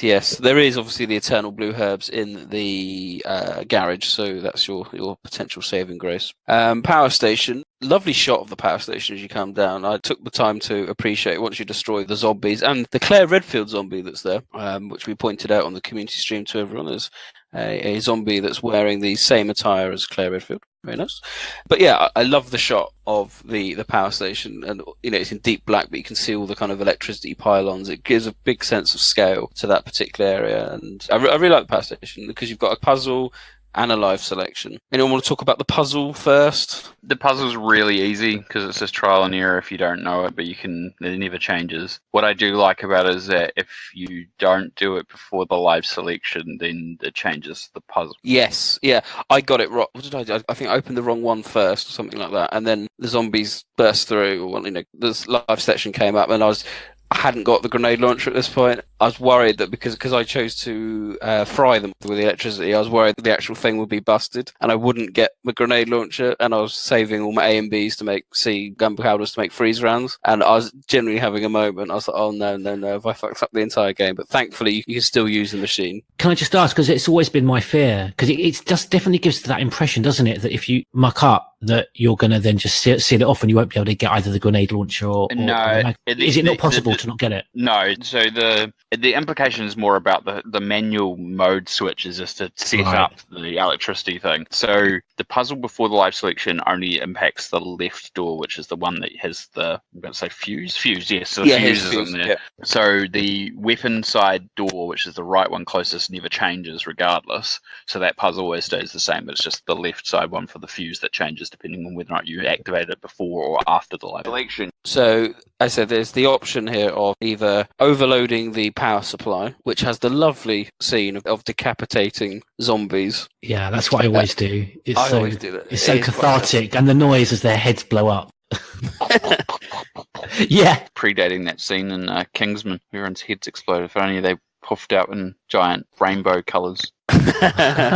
The other option is emergency exit, isn't it? I think that's... Yeah, so it's that little, which again you can only access if you do that live selection, if I remember correctly. Is that door that on the outside is locked then when you... yeah. Okay. If you search the door, I think there's items, if you go look by it, there can be random items maybe there or not. I can't remember this bit that I'm struggling with. Because you can also find red herbs, can't you? Door, and she makes a comment about how it's like either rusted shut or it's firmly shut, which is why she smashes into it a few times to get it bolt and knock it open beforehand, if you have a click on the inside door beforehand. Okay. Yeah, that's the route I took, because I was hoping... In fact, I thought it was a guaranteed appearance when you go out that way, that the Nemesis is on the roof and you get that little scene of the zombie about to attack you and he fires the rocket to destroy the zombie and then he jumps down to attack. I thought that occurred every time if you picked that option, but when I did that, he wasn't there at all. Oh, when you go back outside, yeah, I forgot about that. Yeah, it didn't happen for me, but I do remember it's one of the options he appears. I've definitely had it before because I've used there's that red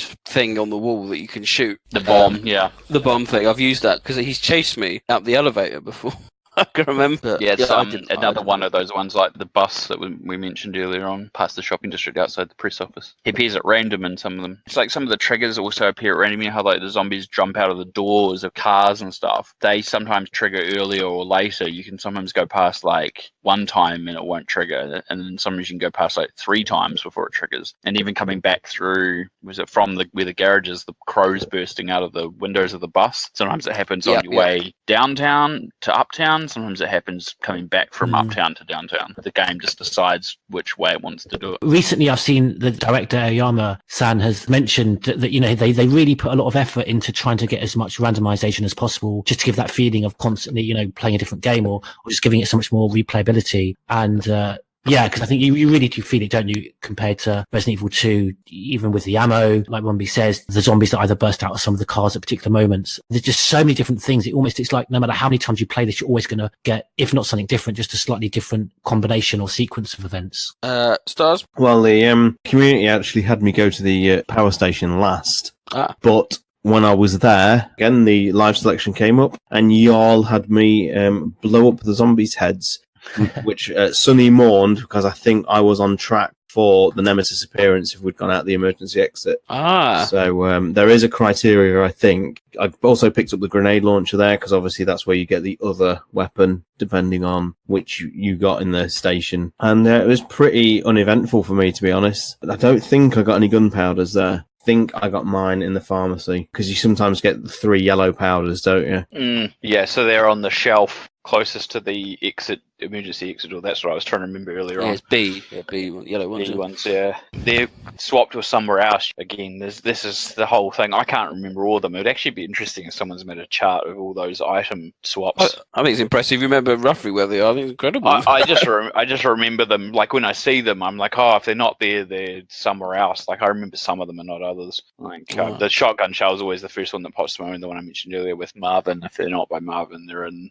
the briefing room in RPD, and some of the green herbs are in certain places. Like there's more green herbs that appear beside the blue herbs where the fire hoses, for example, and they change somewhere else. And it's kind of a good thing, and it's also kind of a bad thing because certain runs, like say, it must be interesting for people who are speedrunners in this game too, based on certain strategies, they'll hope for certain conditions, and I wonder if that means like they get so far into the game and they see, oh, these items are here, I can't play with these conditions, restart. Yeah, possible. Very interested to know. Okay, the final destination in our little hunt for various options and gizmos to escape on the cable car. We go to the sales office, which again is a nice little area, and there's a couple of different things. It depends on what your drug of choice is when you access the PC, and then that's obviously your password to get into the doors and etc., etc. I always get Aquacure. I don't think I've ever got anything but Aquacure. So much so, I was so confident it would be Aquacure. I didn't even look at the PC. I just went straight to the thing and typed in Aquacure, and it opened. And I was like, I always get Aquacure. But I can't spell the others. In fact, I struggle to remember what the other two are. Sasprin and Adravil. And Adravil, yeah. What I love about these is we don't often see, we just see Umbrella kind of the surreptitious side, the evil behind the scenes side, but, we don't often see their public side. And I just even these little 3 adverts, I think when I first saw this for the first time, almost took me by surprise that this is the lovely, caring side of Umbrella that's there to provide these, pharmaceuticals. That wonderful tune that goes behind the commercial. Yeah. I was going to say, I think that Aquacure is like the one that you get like, it's disproportionate, something like 80% of the time. Oh, okay, right. Okay, so it's probably why you get it most, like pretty much every time you've played it, is that you can remember. Because I think it's the one that most people go. I got Adravil on my most recent play, so that was a nice change. I was going to say the trip back is quite perilous in some respects. There's a lot of enemies. If you've kind of avoided killing a lot of enemies, you've got a lot of enemies left behind. Yes. Enemies that you've have killed, even if you clear them out, may have respawned new enemy types. Yes, you'll go back to the RPD, basically, don't you? Yeah, basically, yeah. I pick up the fire hose. If you want, you can go right back to the start of the game, obviously, but because you've got the Jill's diary, haven't you? You've got to get that Dario Rosso little note at the right moment for Jill's diary. I think it's after the sales office, if I'm correctly. Someone correct me if I'm wrong. But I think you're right. You get the two files in the save office, but I think then you have to get Dario's note. And then obviously using the wrench, and then again, obviously after using it at the gas station, if you've gone to the gas station. And then obviously the who's in the sales office changes depending on which path you picked, restaurant or sales office. If you went to restaurant, you'll get Carlos at the petrol station, so you get Nikolai basically murdering Murphy and then being very suspicious and sneaky, and then disappearing while screaming, which I've never quite understood that, but when the zombies burst through the window, you hear like this, for lack of a better term, and then obviously, and then there's obviously an alternative for the people that went to the sales office. I like using the steam pipes on the zombies. That's always fun. Yes, you can take off a few, but old Murphy Seeker, oh bless him. Yeah, if you went to the press office first, he's very upset with himself. He begs you to kill him. He's asking Carlos to. Yeah. Carlos refuses to do so at first. You get another hilarious hilarious Carlos war cry as he shoots Murphy to death, and there's blood going absolutely everywhere. Dude, just shoot him once in the head. You don't need to fire a whole round of your assault rifle clip into him. Go on, Stars. What was your experience in the... So obviously I got Nikolai, I got the amazingly delivered "not now, I'm busy." And I've actually just checked back. This is where I got all my gunpowders. So I got all the red and all the yellow here, Rob. Ah, that's so crazy. So if they're not in the power area and they're not in the fuel station, they're all there. That's crazy. Thankfully, I'd been pretty good with my inventory, so I was able to pick them all up. And this was the moment where the Batman joined Dream and guessed, because he would only ever get it right. There's no way he'd ever get it wrong, but he got the fact that I was going to get Adravil on the monitor and the computer login. And for most players as well, they'll know that this is the point where you get the decent crank, the one that doesn't break. So this is where you're at the closest possible point to the beginning of the game to go back and see Dario, which is what I did. The community had me go there after. And pick up the grenade rounds too with the crank. I'd forgotten about that. And Dario's diary. And you get more powders in the container. I did not go get those grenade rounds. I regret doing that. I could have done with those. Damn. And you see his daughter. And which you guys all made me do, didn't you? I was really struggling to find out. There was lots of people on the stream going, no, that way, no, the other way. And I was like, which fucking door am I going through? But we got it right in the end. And it's a nice bit of headcanon that Dario hears her, and that's why he comes out, and then he dies, because the zombies are in there. That's nice. I like that. Batman, what about you? Did you go back to Dario? I did. I had Nikolai in the sales office. But what I like when you go back to Dario is the little subtle differences in the streets. For example, if you go in the street round the back of Bar Jack, not only have the zombies respawned, but there's like a couple of extra civilian bodies that have been eaten alive on the floor that aren't there the first time you go through. And I went on my first run through the fire escape you were talking about earlier, Rob, with the Kendo van. I deliberately left the herbs up there, so I thought I can go and get them this time round. But the fire escape is actually retracted. Yes, I was going to say. You have no way of getting up there. Yeah, which I didn't know about, so that was interesting. This is what I was talking about before, the level of detail in these backgrounds and what they achieve. So crazy, like just little switches without you realizing, and graphical changes, and like the gas station, especially after the explosion, is just such an impressive change to me. Like they had to remodel everything, having bits of like the gas station lettering like spread over the top of cars, and like the same with the restaurant. After you throw the lamp and cause the gas explosion, it causes all this glass to shatter everywhere. And all right, so we've now collected everything that we need to collect, and we now perilously head back. We have one more live selection on your way back to the cable car. It's probably the most pointless one in the game, but the one in the garage. Yeah, my favourite one of all time. It's so ridiculous. Are you going to climb up and nothing happens, or are you going to fall down and something minor happens? Or do you not make a decision at all and just fall down anyway? Just fall, yeah. Every live selection picks one based on if you don't select, but they're usually the more obvious ones. So, like, for example, the first one with Fight Nemesis, if you don't pick anything, you just stand there like an idiot. So you end up either fighting him. I think at the restaurant one, you end up throwing the lamp. But Carlos tells you to hide, for example, so you get a slight variation based on that as well. I think if you don't make a choice in the restaurant, doesn't Nemesis just attack you anyway? Well, I don't think he does. I thought Carlos... Am I imagining? I'm pretty sure Carlos says run this way or something. I think the fight just starts as normal. It doesn't act, because I think I just saw a speedrunner and he made the live selection end early so he could just fight Nemesis in the kitchen. Yeah, there we go. Well, for this one, I just climbed up and that was it. So that was about as exciting as that one gets. But I know for a fact... You get an early glimpse of the Gravedigger's molted skin. Everyone wanted me to go and have a look. And you get the little worm versions if you hang around. Yeah, the sliding worms, don't you? Which then leads on to, obviously, the first boss fight. Before you get back to the cable car, you get the first Gravedigger fight.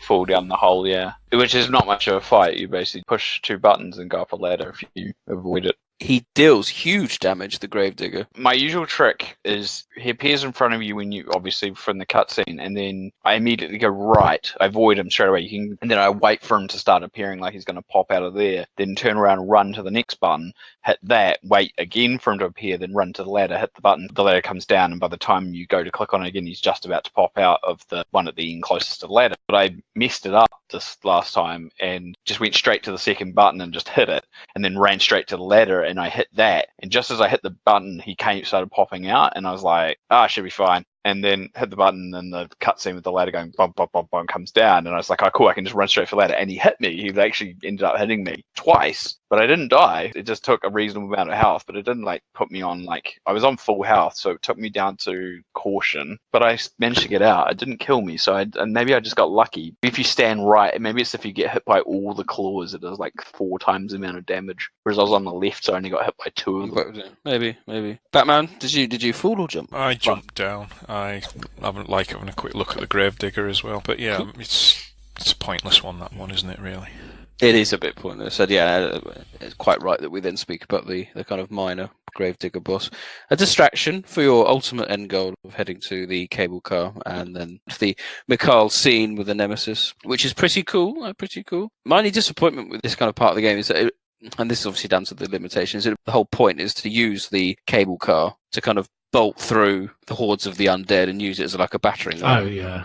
And you never see it because it's just done in pitch black. I don't want to dwell too much on the video because there's probably not a lot of point, but you then are then greeted with the next selection choice. So your options here is to either jump out the window or use the emergency brake. The emergency brake is default option as well, but ultimately it doesn't matter. It determines which end of the clock tower you enter into, either on the west wing or the east wing. It also has a big impact on how Jill and Carlos interact. Oh yeah, yes, that's true. Yeah, because basically Jill calls Carlos a coward for you get the bitch slap, don't you? Yeah, and that's become a bit of a meme.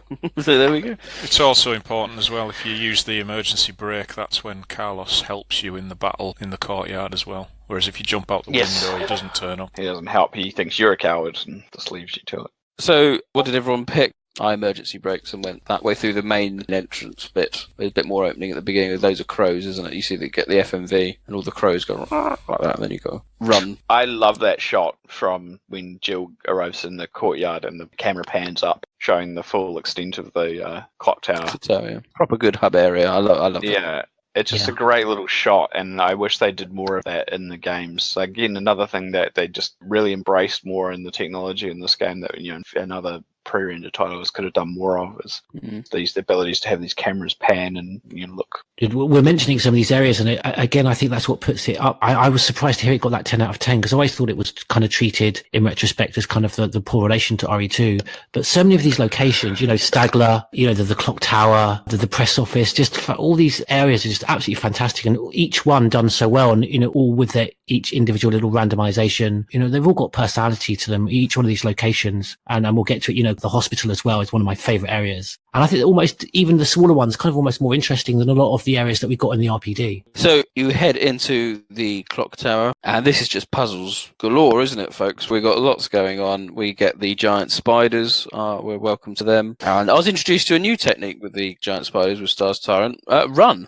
I think I used to make the fatal error of just trying to actually battle them, but Stars Tyrant showed me the error of my ways, and there's absolutely no need to fight any of them. You can bolt past all of them, the ones on the top of the first floor and the ones out the back. Well, you just got to be careful with the one at the back because one of the mercenaries on the floor is holding an item, so you've got to get there first without the spiders. So let's start our adventure in the clock tower. Let's do some other puzzles. We have the nice music puzzle going on upstairs, up in the clock tower, and that's when. So you'd have got the disc, the kind of silver disc you put in, and then you've got to match up the sounds of what the puzzle should be, and then so forth. We all know that. But before you get to that point, you've got to have decided what you're going to do with Big T himself, Tyrant. Are you going to shine the light in every corner of our hearts, or are you going to use the cord to zap him? And that's another freebie. So let's see. Stars Tyrant, what did the community pick for you? Well, first and foremost, the community also made me do the emergency brake variant. Right. So I started outside the clock tower as well. I didn't start in the far save room. And then when we got to the Nemesis, I actually had a bit of a surprise because I honestly thought everyone would have me throw the cable and fry him in the rainwater. But no, it was pretty unanimous actually. I pushed him off the balcony, which then people did tell me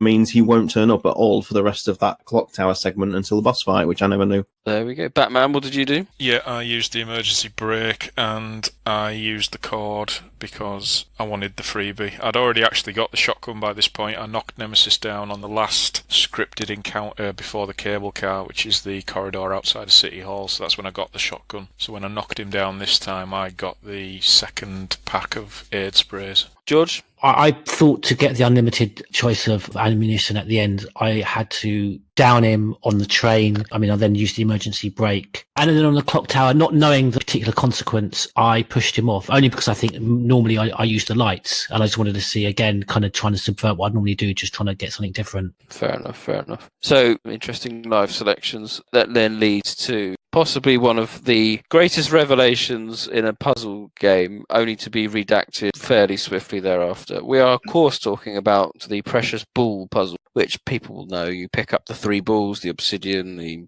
crystal and the amber ball, and then you've got to put them in the clock and so forth, and then put them in the right order, and then that changes the time. You've got to get to midnight, blah, blah. We all know, and it's been known for many, many years as being one of the most problematic and I don't know, difficult. It's just you've just got to know what they all do, and it's a long process of time and error, and you want to probably write down what each one does. And then someone on the stream said, well, if you just pick up the 3 balls in the order that you do them, and then put them in the clocks in the same order, it will work. And everyone was like, no. And Yoke, bless him, was like, no. That can't be right. And Stars Tyrant, complete the story. Yeah, I was watching the Residence of Evil 20th anniversary stream, because I seem to think the Residence of Evil player struggled with it a little bit. And there was someone in the chat who said, I can't understand why people don't just put the stones in the clocks in the same order they pick them up. It works every time. And I went on Discord and everything like that, saying, this can't be right. If the solution was that easy, we'd have all known about it by now. So we tried it live on the community stream, and it fucking worked straight away. So I think the absolute disbelief of every single person watching that night, as well as myself, we just literally couldn't believe it. And it was actually Romby here who shattered the confidence and joy of everybody by saying it's purely random, and it was just the random puzzle variant we got of that one that meant it would have worked that way. And I'm sure he'll elaborate now. Yeah, so it's entirely based on what the middle picture clock that you're trying to get, the time it starts at. So I can't even remember how many versions there are, but basically each stone equates to a certain number of hours forward or a number of hours back, depending on where you put it on each platform. And obviously that's related to what the pictures are, if you're putting it forward or backwards in time. And in that case, there's just one version where obviously if you pick the stones up and put them in the same order, it works perfectly. And so if you pay attention to go and look at Sean's stream, then you'll be able to see when you've got the clock at that particular time. If you follow that path of picking them up and putting them in the right way, it'll work. And it obviously seems that this might be the one that disproportionately shows up the most. Who knows? But there are other options. There are other variants, so it won't work for everyone. And obviously, I think Nick is going to explain that it didn't work for him if he tried this. Yeah, mere 24 hours later, I was at that point, and I thought, right, I'm going to do this. And I filmed it live, and no, it just didn't work. And I was like, oh. And then I reported this back to Yo, who at this point was... He didn't know what to believe was going on. His world had been shook upside down. But yes, it doesn't always work. But it's a great puzzle. I think it's one of the better puzzles in the game because there is a lot of logic behind it. It just takes a bit of time. Batman, did you have any luck with this? Were you able to do it straight off the bat? No, it took me about half an hour. I got extremely pissed off with it. I just had to double check because I was like, I want to know how many there are 6 variants. 5 o'clock, 6 o'clock, 7 o'clock, 9 o'clock, 10 o'clock, and 11 o'clock. Those are the 6 variants. And 2 of them are fast. I don't know which one it is. But apparently if you get 11 o'clock or 9 o'clock, they're the much easier ones to do. Does anyone know the order they picked them up in? Because I was going to say 11 o'clock apparently is amber, obsidian, crystal, and 9 o'clock is obsidian, amber, crystal. So crystal's the same in both of those, and it's just the change between amber and obsidian. So whatever one, it must be one of those 2 is the one that you... Well, it was. But if you want to move away from an annoying puzzle, there is a nice bit of lore going on with the Echo team in that room as well, and you can pick up the Mercenary's diary. Yeah, it's one of the best examples of environmental storytelling in the series, to be honest. Oh, yes, the mercenary with the shielding the girl. That reminded me what I really loved about this game, that if you look at that scene, and I'm sure other scenes, as Carlos, you get a different description. So if you look at that mercenary with Carlos, I think it says, oh, he must have died fulfilling his mission right to the very end. Whereas obviously it's different. I never knew that. Yeah, it's so cool, and just the thought that went into that. Whoever decided, we've got to make sure that if it's Carlos that looks at that scene, he's clearly going to have a different reading of it than Jill. That's cool. I didn't know that. It's just a nice little subplot with Echo Team, isn't it? With the files about how they were bringing civilians there and they had to give priority to Umbrella employees, and it mentions the rescue plan for signalling the helicopter, and they've obviously sheltered at the clock tower, and I like to think that bell's against the back door as a kind of barricade they've put there, and obviously you see the bodies, don't you? I mean, that body with the girl is a good one, but I also like the merc who's trapped in the spider's web in the corridor outside. And I think if you examine him, he says he's got like a look of pure pain on his face or something. And the one on the floor with the mine thrower as well. The mine thrower, that's another cool little weapon. Love the mine thrower. I know Sean said I've never ever used it. At this point, this is when I get rid of the handgun and I replace it with the mine thrower because it's such good at long range. Do you get that much ammo for it? You do, you get a good chunk. And because if there's a lot of group of zombies, it can take out quite a few in one bomb. Can't you get an upgraded mine thrower or something as well? If you use the infinite ammo with it, doesn't it upgrade it to homing missiles or homing bombs or something? Oh, I don't know. I've never been that good at the game to get... I'm sure you can get mine thrower E or something like that. That does ring a distant bell. It does. I can't remember, to be honest. Yeah, if you combine it with the infinite bullets case, it gains homing ability on the mines. I would recommend it though. I know you dismissed it when you did. I would recommend it. So if you manage to pick that up and then get the infinite box from the Nemesis, that's actually going to turn that into one of the best weapons in the game. Because if it hones in on all enemies, and basically killing them nearly instantly, and you've used the infinite ammo case, so it's going to be infinite, that's got to be one of the best weapons in the game. And returned in what, Resi 4? Yeah, again, never used it. I don't think I've ever used it in Resident Evil 4. No, I don't think so either. There we go. So the whole clock tower is leading up to the final big fight in the kind of courtyard area. And this is one of the most pivotal scenes in Resident Evil history, of course, where Miss Valentine is sadly infected, not by the NET virus, that is a mistranslation, but just by more of a potent strain of the T virus. That came out of the blue. That really did, I think. You just didn't see that happening the first time. And, oh my god, your main character is actually infected. That's quite a tough battle. What a twist it would have been if they just killed Jill and all of a sudden you took over as Carlos. Yeah, it would. What a bombshell that would have been, eh? I think it was quite nice that, Nemesis got his target eventually, but, thankfully, anyone can create a T-virus sample if you're near a hospital. Thankfully, if you've got freeze rounds, it makes it so much easier. The Nemesis does not like freeze rounds. That would be my number one tip playing this game. If you combine gunpowder C with grenade rounds, they turn into freeze rounds. And freeze rounds are blooming good. But yeah, any particular stories? Anyone die at this point? It's just difficult, isn't it? Because of the virus infection gauge, you don't know what health you're on. And yeah. When he picks you up and he does that little, I don't know what he does, he sort of picks you up by the neck, doesn't he, and messes around with his head. You've got to make sure, because I think that's done every 3 times that he hits you. I think on the 3rd time he'll grab you around the neck, and you've got to make sure, because if you're on anything above yellow, then you'll die straight away. Yeah. It's just the annoying combination of he throws you to the floor, and 9 times out of 10 he's on you again before you can get yourself up, and like you say, it's game over, isn't it, really? So I can confirm that you only get the weapon if you jumped out the emergency exit, but of course then Carlos doesn't help. But then if you use the emergency brake, you don't get the freeze rounds from him, but he turns up to help you. So. There you go. And that basically just means Nemesis will have the rocket launcher as well in the fight or not. And it's important to note, folks, it's now midnight. That's the exact time that the Nemesis shoots the rocket out. So it's now technically the 29th. Yep. Leon's coming to town. I was really proud. I didn't die this time. I was quite happy I did it the first go. And I think my wife was sitting next to me and she wasn't obviously interested, but I was like, proper give myself high fives. It's like, yes! I actually had a fine display of dodging in that fight, which I wasn't usually privy to. So the training had clearly worked off. Well, I considered that one, and then where you fight Nemesis back in the Dead Factory, not the end one, but the 2 before that they're the 2 hardest ones. And this one was a toughie. He's got his tentacles going on in this one, and he so yes. So that kind of wraps up the end of the kind of clock tower. You take out Nemesis. And he then he's upset by what's happened. You feels he's done his mission, but he kind of wanders off, and then he heads off to Raccoon University, but that's and then the Spec Ops turn up. And the Spec Ops turn up. And then you're taken to the altar, and you take over as Carlos, which is a bit of a turn up for the books. And then you've got all of Carlos's little mini game. And how much better is this compared to, the mini games we have in RE2? You look at what you have to do when you're Sherry Birkin particularly, and also Ada Wong. And I know, you get that replayability with RE2 by playing as Claire and Leon differently. But yeah, this mini section with Carlos, just in terms of what you do, the puzzles, the combat, and the location, I mean, we'll come to it, just some amazing things in that hospital.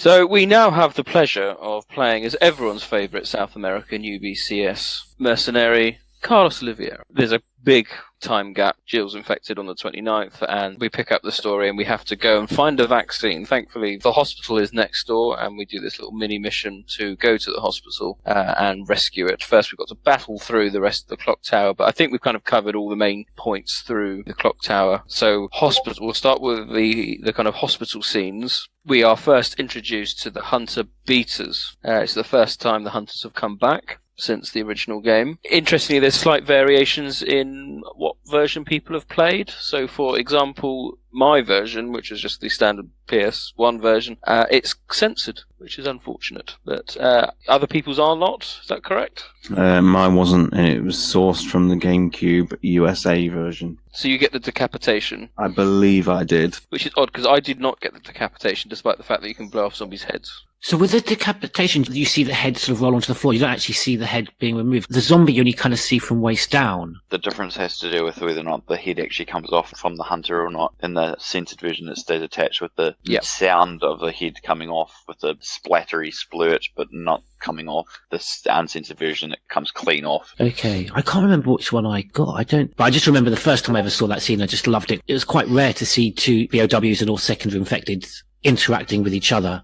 So yeah, I love that about it. So as we go through the hospital, we have a choice whether you want to go to the basement, level 4, or the first floor, and that depends on people's choices. So Batman, what choice did you opt for? I went down to the basement first, which means I ran into another supervisor called Tyrell Patrick, and you get a nice little scene where he holds you at gunpoint, but then he's blown up when he tries to open a safe on the wall and falls victim to one of Nikolai's booby traps. Yes, I went down that version as well. Rather odd. You stop and think about why he set that up, but I'm guessing there was a reason why Tyrell wanted to get into the safe. Obviously a UBCS, kind of not rendezvous point, but a known drop-off point perhaps for information. Possibly, yeah. Although all supervisors did have a side mission to destroy the hospital, so that might have been why he was there as well. So, okay. I just don't think he expected Nikolai to shoot him, because you obviously in the park later on you see a load of other supervisors that have been shot as well. Yes, that's true. Stars Tyrant, what did the community vote for you? Community wanted me to go down into the basement, so I had the same scene as John just then. George? I rarely used to get that scene. Is there a particular gameplay reason why you would go to the 4th floor first? Because I tended to always do that. I don't know if it's to do with perhaps with getting the files in the right order to get Jill's diary. But no, on this occasion I went down to the basement just from the point of view that I never get to see that scene, and I wanted to see it. And again, a little bit confused by you. But what John was mentioning, do we know that bodies of the supervisors in the park were shot, so rather than, because there's a lot of BOWs, you've got the Hunter Gammas there and the dogs as well. I mean, yeah, it's possible. I mean, I think I'm just speculating here. I just assumed they were maybe shot because they're in close proximity to their little secret hut. And, Nikolai's going around killing people at that point. So, but you could be right. They could easily have been killed by hunters and dogs and what. No, your version is much better. Yeah, I like that. So, Rob, what about you? Was it a full house going basement? Yeah, it was. I was going to say, I mean, the other option obviously is when you go upstairs, it's Nikolai, which is actually probably the better version, to be honest. We all got the, apart from the fact where he dives out of is it the fourth? Oh yeah, the fourth window. floor window. The fourth floor window. Yeah, that bit I feel. Unless, I mean, we assume that it's a fourth floor window, but we don't know that there wasn't like another part of a building landing or an awning or something. So in the basement, of course, we get to see the hunter-gammers in their tubes, knowing full well that they're going to smash. It's like, I wonder what's going to happen. Yeah, exactly. It's Not very, very well telegraphed. And of course, this is the first game where there's two hunters, and they look a bit different. But before you do that, you've got that bloody puzzle. Oh my word! There's puzzles, and then there's puzzles. That people complain. Well, I say complain. People say that the ball puzzle and the water treatment puzzle is difficult. This one, for me, is the proper ball lake. It doesn't kind of make any logical sense, does it? And it's not like there's a clue in any of the files. And just thinking about how Capcom or anyone else, is going to be so scared to put any level of difficulty into their puzzles nowadays. You look at the puzzles in Resident Evil 4, if you can even call them puzzles, and you look back at some of this stuff where without a strategy guide and running to the phone box and telephoning the emergency Resident Evil line, it's just how would you work this out? Logically. Yeah, I mean, the water treatment puzzle you can't you? But with this one, there doesn't seem to be any sense to it other than just remembering it verbatim what you have to do. Yeah, I struggled. Anyone else? No, I've always memorised that one because it never changes. It's easy to get right, and if you repeat the game enough to unlock things like the epilogues, then it just becomes almost a muscle memory. Yeah. I don't even think about which ones they are. I just know it's you hit the action button or whatever on the first one, move to the right twice, down, go. Oh, there we go. I've been told. I assume no one battles the hunters at that point because you can easily avoid them. Oh yeah, I always run away. Yeah, you run away from them. So okay, well we'll leave that. We then bolster upstairs to the first floor, and there's that puzzle on the first floor. Once you've downed the mass of zombies coming through the elevator, not the filing cabinet, but the medical cabinet. You've got to look at both rooms. Use the files to work out where you've got to push the medical cabinet to unlock the safe. I hate that one. It's annoying, isn't it? Because you've got something. If you don't remember, you've got to keep going back and forth and going. Isn't it just meant to be mirrored to the Yes. Yeah. And then did you get? I mean, I got hunter beaters in that part of the hospital. Yeah. Yeah, always hunter. I think that stays that consistent to where you've gone downstairs or upstairs. There's dynamite on the walls. You can use that to your advantage if you can. But I've been very critical of the hunter beaters. I don't think they're particularly effective, but they're quite vicious.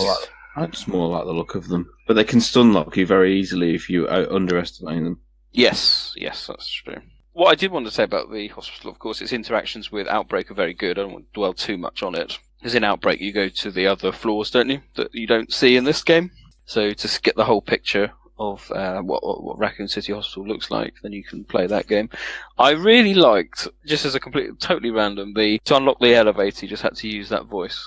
Use that little tape recorder. There's something about that. I just thought it was quite a, simple, novel touch. Gives you a hint, doesn't it, of what actually it was just a normal hospital. And then you read the files about how the hospital suddenly just couldn't cope with all the influx of everyone coming in.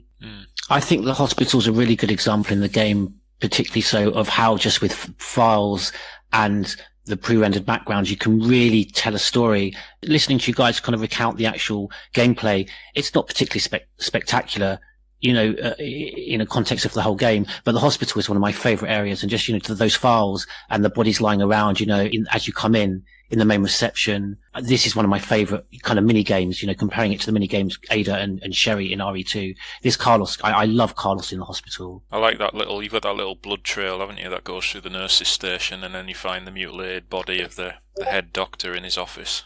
That's pretty cool, with the blood trail. Yeah. And just as an aside, I do think Outbreak bolts on very respectively. It does, to the Resident Evil 3 hospital. I think that it's very easy and feasible to see them existing in the same world because of how well and respectfully it's done. Yeah. And that's despite the contrasting art styles. Outbreak's very distinctive in that, but it still feels part of just like, an upgraded version of it. But yeah, so Rob, did you have any final hospital memoirs? No, not really. I mean, George said the best, really. I do like the storytelling aspects of that. Actually, to be fair, a lot of the final part of the game in general across the board is quite related to the factory as well. Kind of the same stuff. You see a story of what's been going on. I think it's a really good visual storytelling and filed storytelling as well. Yeah, and it's a slightly different feel because you've got that automatic weapon. Makes it a bit more gun ho, but that's okay. You then leave. We get a nice FMV of the hospital blowing up. We then battle ourselves back to the clock tower where we encounter Nemesis version 2. He jumps down. We don't see him mutate though, do we? He's already in his mutated, lost the limiter coat state, and I think in the previous fight you get a hint of him using his tentacle a bit more than perhaps he did in the earlier game. Now he's all full on tentacle mode. I assume everyone just runs here? I battled him because, again, I'm really paranoid that if you don't put him down on every single encounter, you then won't get, the bonus. It's a bit easier, isn't it? Because he's not too interested in Carlos. He'll attack him a couple of times and then he'll turn and go straight for the door, won't he, and leave. So it's not the toughest battle. Yeah. What was everyone's experience at this point? Obviously rescuing Jill, saving Jill, and then leaving the clock tower. I mean, for me, it was just run.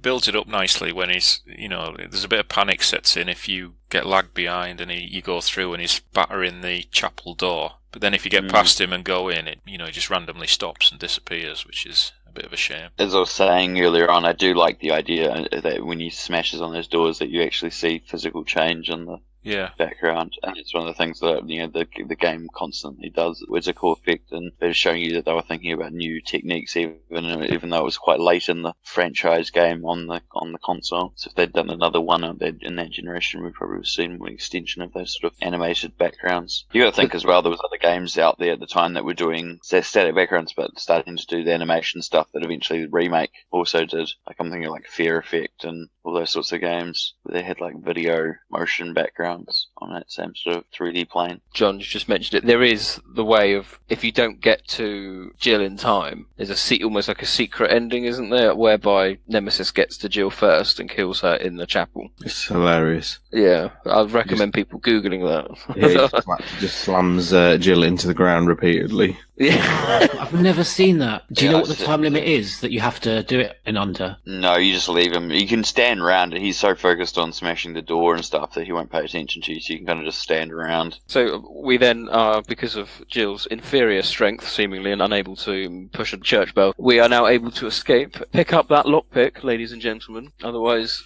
you have to go back to the save room and pick one up. And then you can basically enter the park. One of the final areas in the game, leading up to the dead factory. But the park itself is randomized, isn't it? Depending on what creatures you come across. George has already mentioned it can be the zombie dogs, it can be hunter gammas, as well as a lot of hunter beaters later, and zombies. I never got any gammas in my playthrough, which was surprising. What was everyone's general BOW encounter rate? I got the gammas, and oh yes, I normally always get the dogs in that kind of little section where you've got the dead supervisors. You kind of walk down that narrow kind of corridor, outside to where there's that gate that's locked, and you can pick up the magnum bullets. And I always normally get dogs there, but I got hunters, which took me by surprise. Was pretty cool. And you've talked before, Nick, about the outside areas, and they should do this more. And I just love the whole park area. Again, just, it's raining and it's dark. You guys will say whether it really fits, because I know in Code Veronica it's a bit of a problem with why are there zombies. I think the rain maybe is setting off the T-virus, but why are zombies rising, from the ground? But it's great. It's like Hammer horror film, isn't it? It's fantastic. I love those zombies coming out of the gravestones, but I don't know if mechanically that actually works with the virus. The recently buried, weren't they? Yeah, recently buried. There's that many bodies turning up. Obviously, they were just all buried en masse, but it was just the T-virus that stopped the hearts, and because they were prior infected, they were always going to revive. Important distinction, then. You make a good point about the rain. That was the first weather effect the series had, really, and God, it's such a simple thing, made such a massive difference to the atmosphere, in my opinion. Yeah, they don't even use any soundtrack. It's just literally environmental audio, so you get like the rumble of thunder and the rain hitting the floor. It was excellent. exquisite the first time I played that, I remember. Yeah. Oh, I hadn't thought of that, but yeah, you're right. That must really kind of emphasize that point. Yeah, that's interesting the way, we've got those tracks that are so iconic in certain rooms, but sometimes when you don't get the music at all, it actually can just be as good, like you say. You could say that inspired the sort of direction they went in with Remake, where they actually let, like, so many sequences in that game just be silent with the rumble of thunder coming through the windows and things. I think it's one of the reasons why the Remake has such an exquisite atmosphere. I totally agree, and it's that idea as well that I think it's as you're going through the explosion of the hospital, there's like the setup for the weather change. You can hear that there's a storm coming in, and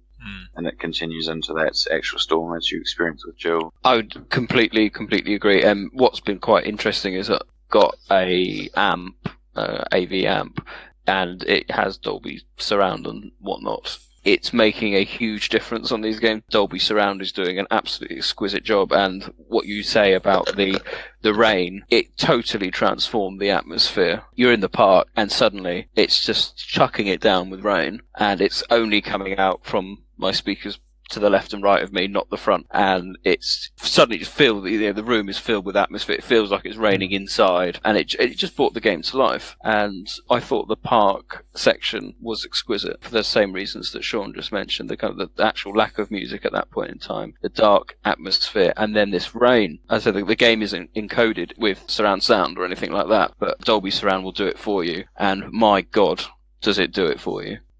Main focal point, I suppose, of the park. Well, we very briefly touched on the point with Nikolai and going into his little hut. That's where you can mess up, can you not, on your Jill's diary? Oh, yeah. I still can't remember. There's one on the table and one on the notice board, isn't there? I can't remember now which one you have to get first. I think it's the one on the notice board, but don't quote me on that one. What was people's views on that little hut? I thought it was quite a cool little area. I don't know how they managed to get to their secret areas. There's no door, is there? Yeah, that room doesn't really make much sense, I'm afraid, Nick, because although you could say, Nikolai put the bricks back up and put the debris and that to make the fire, how do they actually get the radio equipment in there? Because these are not like small radio boxes in briefcases. These are large, like almost server-sized devices. Still a cool little place though, with the chalkboard with all the key locations in the city on, and the files mentioning the crocodile from Resident Evil 2. And I don't know why. Sorry, I just love the fact there's pumpkins in that little save room as well. Yeah, it's very Remake that in Lisa's cabin. Yeah. Oh, it's October, isn't it? So Halloween wasn't far off. Yeah. And that environment. Remember when they used to tell stories through the environment? Don't. Yeah. I think it gave off Remake vibes, and also I thought it gave off a bit of a guardhouse vibe, because it's all the kind of completely wooden area as well. And of course with Jill being there, it's like, yes. And then of course Nikolai reveals that he's an arsehole. And says, another mutant. Yes, another mutant, the Gravedigger. So you've probably had earlier in the game an encounter with him in the City Hall, and he seemingly followed you, for some unknown reason, to the Raccoon Park, which you're led to believe is quite a long way away from City Hall, but, never mind. This is a very tricky boss fight, actually. It is, yeah. Rob, how did you get on with the Gravedigger? Because there's a couple of strategies you can employ here, isn't there? Yeah, you've got the light posts which you can use for electrocution, and you're obviously kind of full frontal assault and the water as well. So it was pretty taxing because I'd actually kind of forgotten a little bit. It's been a few years actually what to do. So not the easiest. Got a bit damaged. I think that's the key point. He gives out a lot of damage, and I was this game generously equips you with health, but I was getting through it, and so much so that I triggered the cutscene whereby the lamp falls into the water. Oh, to give you a hint, yes. To give you the hint, this might work.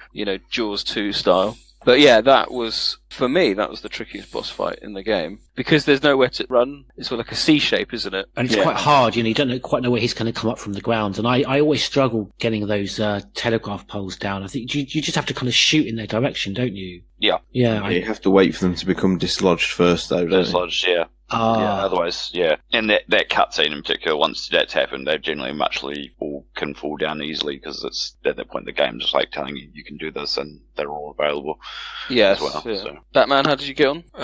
Fine. I normally just keep running backwards and forwards because you get little puffs of dirt shooting up, don't you? So you know he's going to pop up. So as long as you stay ahead of that, and I just seem to get lucky shooting the lamppost. I don't normally go for it because it's really awkward to hit, but I think this time I just randomly shot it by accident, so I ended up electrocuting him this time. Okay, same.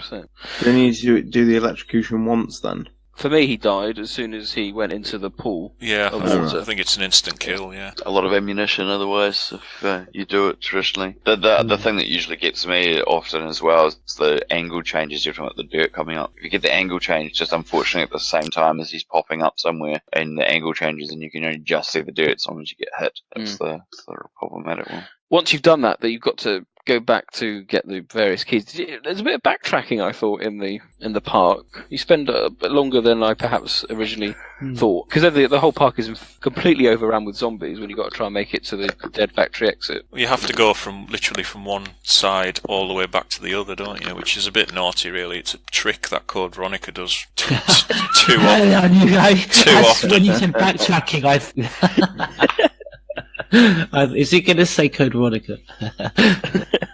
That Antarctic base. Just briefly, with that in mind then, just quickly throwing it back, because we forgot to ask, who did forget to bring the lockpick to the park office? I would have done, but Sean, you were kind enough to remind me on the stream. That's alright then. With that, Nick, don't forget the lockpick. It's a bastard, that is, when you forget to do it. So anyway, we battled successfully through the park. Did anyone have any random kills by the Gamma Hunters if you encountered them at all? No, but it was thankfully uneventful. Yeah. Same. I think even if they were there, you can easily run past them. It seems to be a bit slow. As long as they're slow, as long as you don't screw it up or run straight in. To be honest, by this point, I've always stocked up so much standard grenade ammo that becomes sort of my weapon of choice at this point. And Gammas fall, I think, to one grenade round anyway. I was on the mine thrower by this point, which was really useful in the park because a lot of the zombies clump together, and you can take a lot of them out with just one mine thrower, which is good. I'd recommend it, Sean, if you ever replay again. It's good. Rob, I'm sure you can correct me. If you use it, they then give you more ammo. Yeah, I'm pretty sure there's points. It's not a lot, but you can get some more. I think I had by the end of I had 24, which is actually quite a lot. And I used that all up because they were quite handy to take out the zombies. By the time you get to the dead factory, they're just annoying cannon fodder, aren't they? So they're quite useful to take out. Dead factory, talking of which, we get the park key, we exit, we get to a nice suspension bridge. Which has a map of Raccoon City, which they've used in a lot of the supplement materials, haven't they? Oh. You know, the very famous Raccoon map that we referred to for many, many years? Yes. It's actually on the wall just before you go across the suspension bridge. Oh, cool. I didn't know that. I bet that shines up quite nicely on the HD port. I've always noticed it from back in original day. Back in day. Back in day, mate. But yeah, I mean, you can see it a little bit better in the HD version. And then, yes, obviously, when you go over the suspension bridge, you get your no, not quite final, is it? Final truly important one. Yes. This really annoys me. If you're going for the best ending, surely it makes more sense, narratively, that you want to push Nemesis off the bridge and damage him more. So I just always thought that was the sensible option, dealing out the most damage. But if you take that option, then obviously you don't get to see the bearded one at the end. This was up for debate, and I suppose a lot of people were saying, does it make more sense that Jill would jump to her safety, or she would attempt to push like an 8-foot tall bioweapon? That's a good point. Yeah, that's the way I've always looked at it. I think Jill would have just jumped off the fucking bridge, personally. Yeah. I take George's point, though. If you want the best ending, you fight, don't you? But yeah, I get it. It would have been kind of non-dramatic if he just fucking jumped down after her and just crushed her or whatever. Maybe what Jill should have done was pulled the combat knife out and said, "Nemesis, prepare to meet Carly in hell," and just cut the fucking bridge down. Oh, that would have been awesome. I assume everyone does jump because everyone wants the proper ending. Of course. Of course. I've got a Burton to meet. I was thinking about which selection gave which ending, and because of that, I missed the thing, and she just jumps off automatically anyway. So. Oh, that's the third option. Third option. If you don't make a decision, she just jumps down. Does it look different at all, Rob, or is it just literally the same? No, it's the same thing. Same cutscene. I was thinking, I was taking too much time. I was like, which ending do I actually want? And then I was like...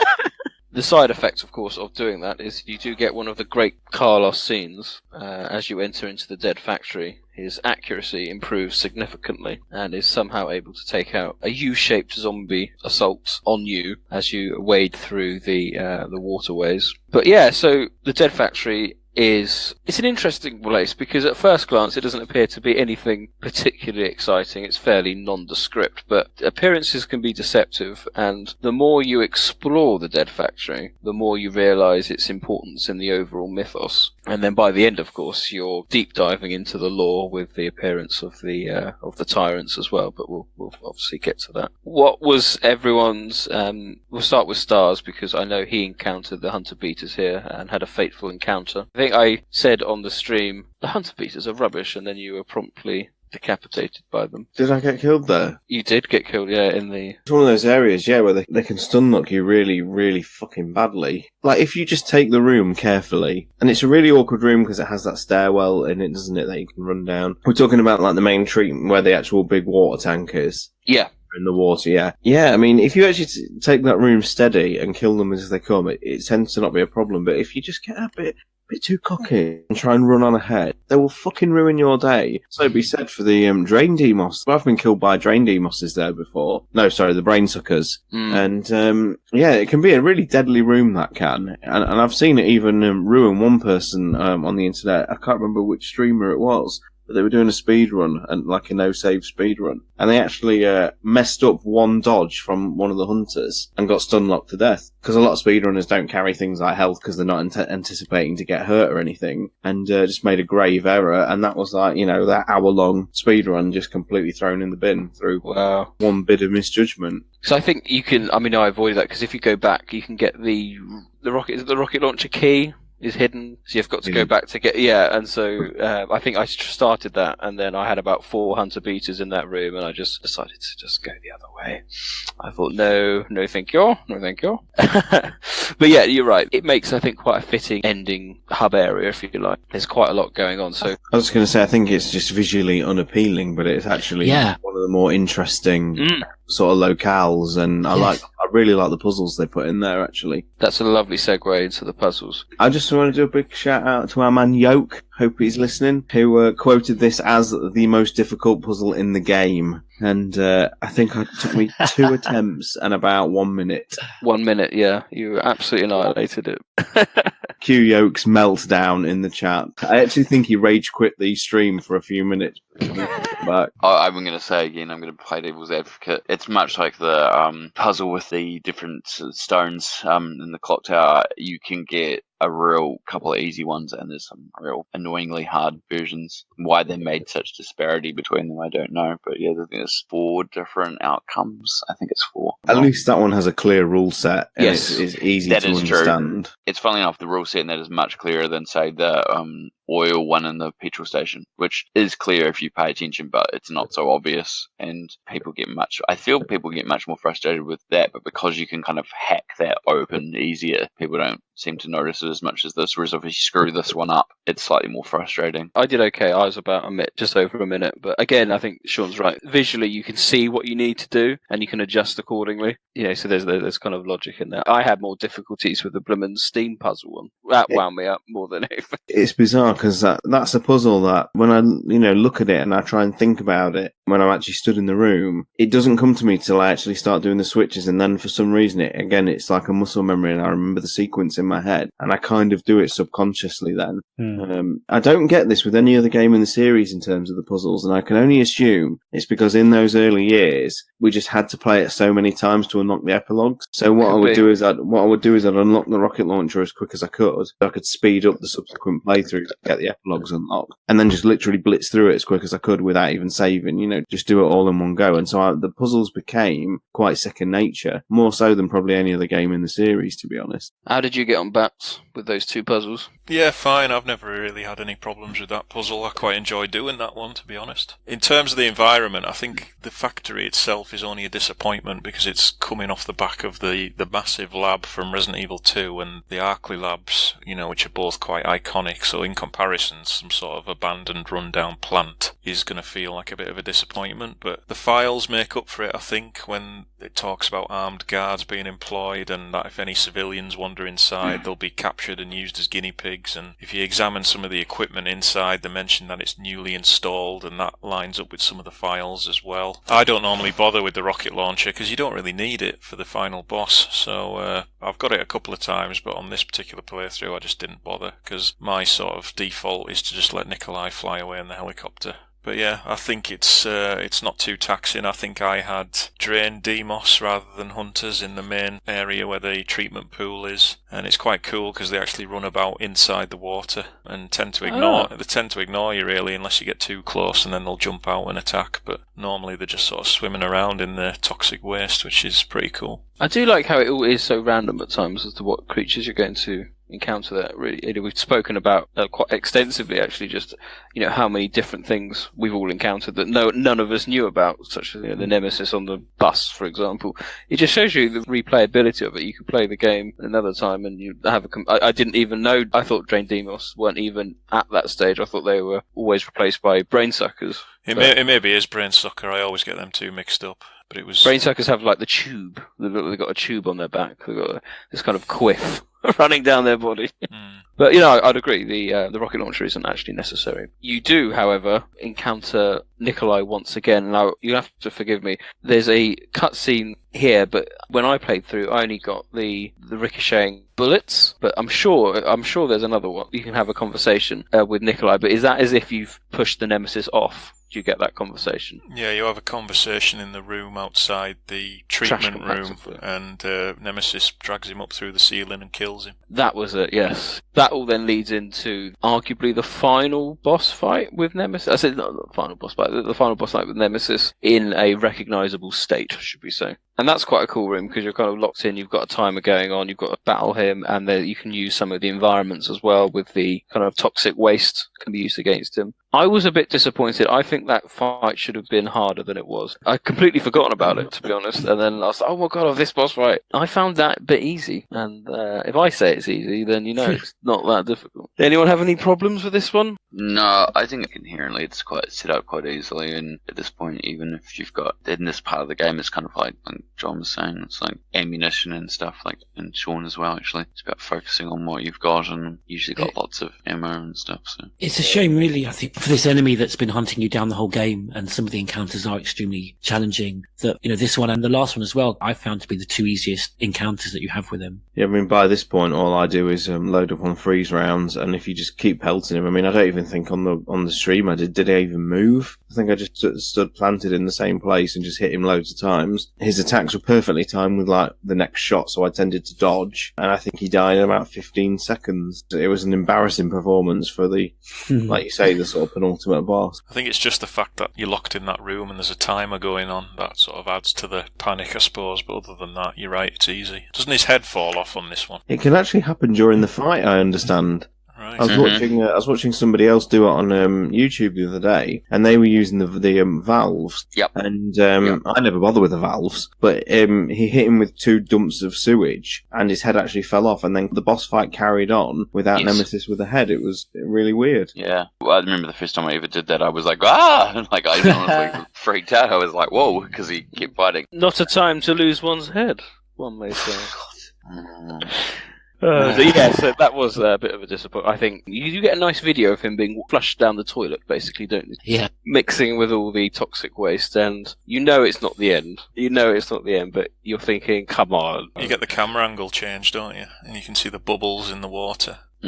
Yes, you can. That's true. That's good. I never noticed that. Yes. You also get a lot of nice BOW cameos in the scrap heaps. Yes. This is where I think your HD version is going to shine. You get a couple of alligators are in there. You get a couple of ivies, and you get this sort of weird thing, which I'm sure is meant to be a liquor, but it has like an odd exposed rib cage and much more pronounced teeth. Oh, I might have to do that bit again just to see what I can see, or watch your stream again to see. Oh, that's interesting. I would like to give a shout out to Umbrella for their forward planning with their Dead Factory, knowing that when they employed the voiceover for the Tannoy, they envisaged that one day their city would be destroyed. So they were able to. Can you just say, can everyone please evacuate? Can you say the nuclear bomb? The city will be destroyed. I can't remember what she said, but take a step back and actually listen to what she said. It's totally ridiculous that they would have that. I mean, a self-destruct system, fine, given an emergency evacuation system, totally makes sense. But a specific event of what's happening, it is. Well pointed out. They did. They anticipated the U.S. military nuking one of its civilians.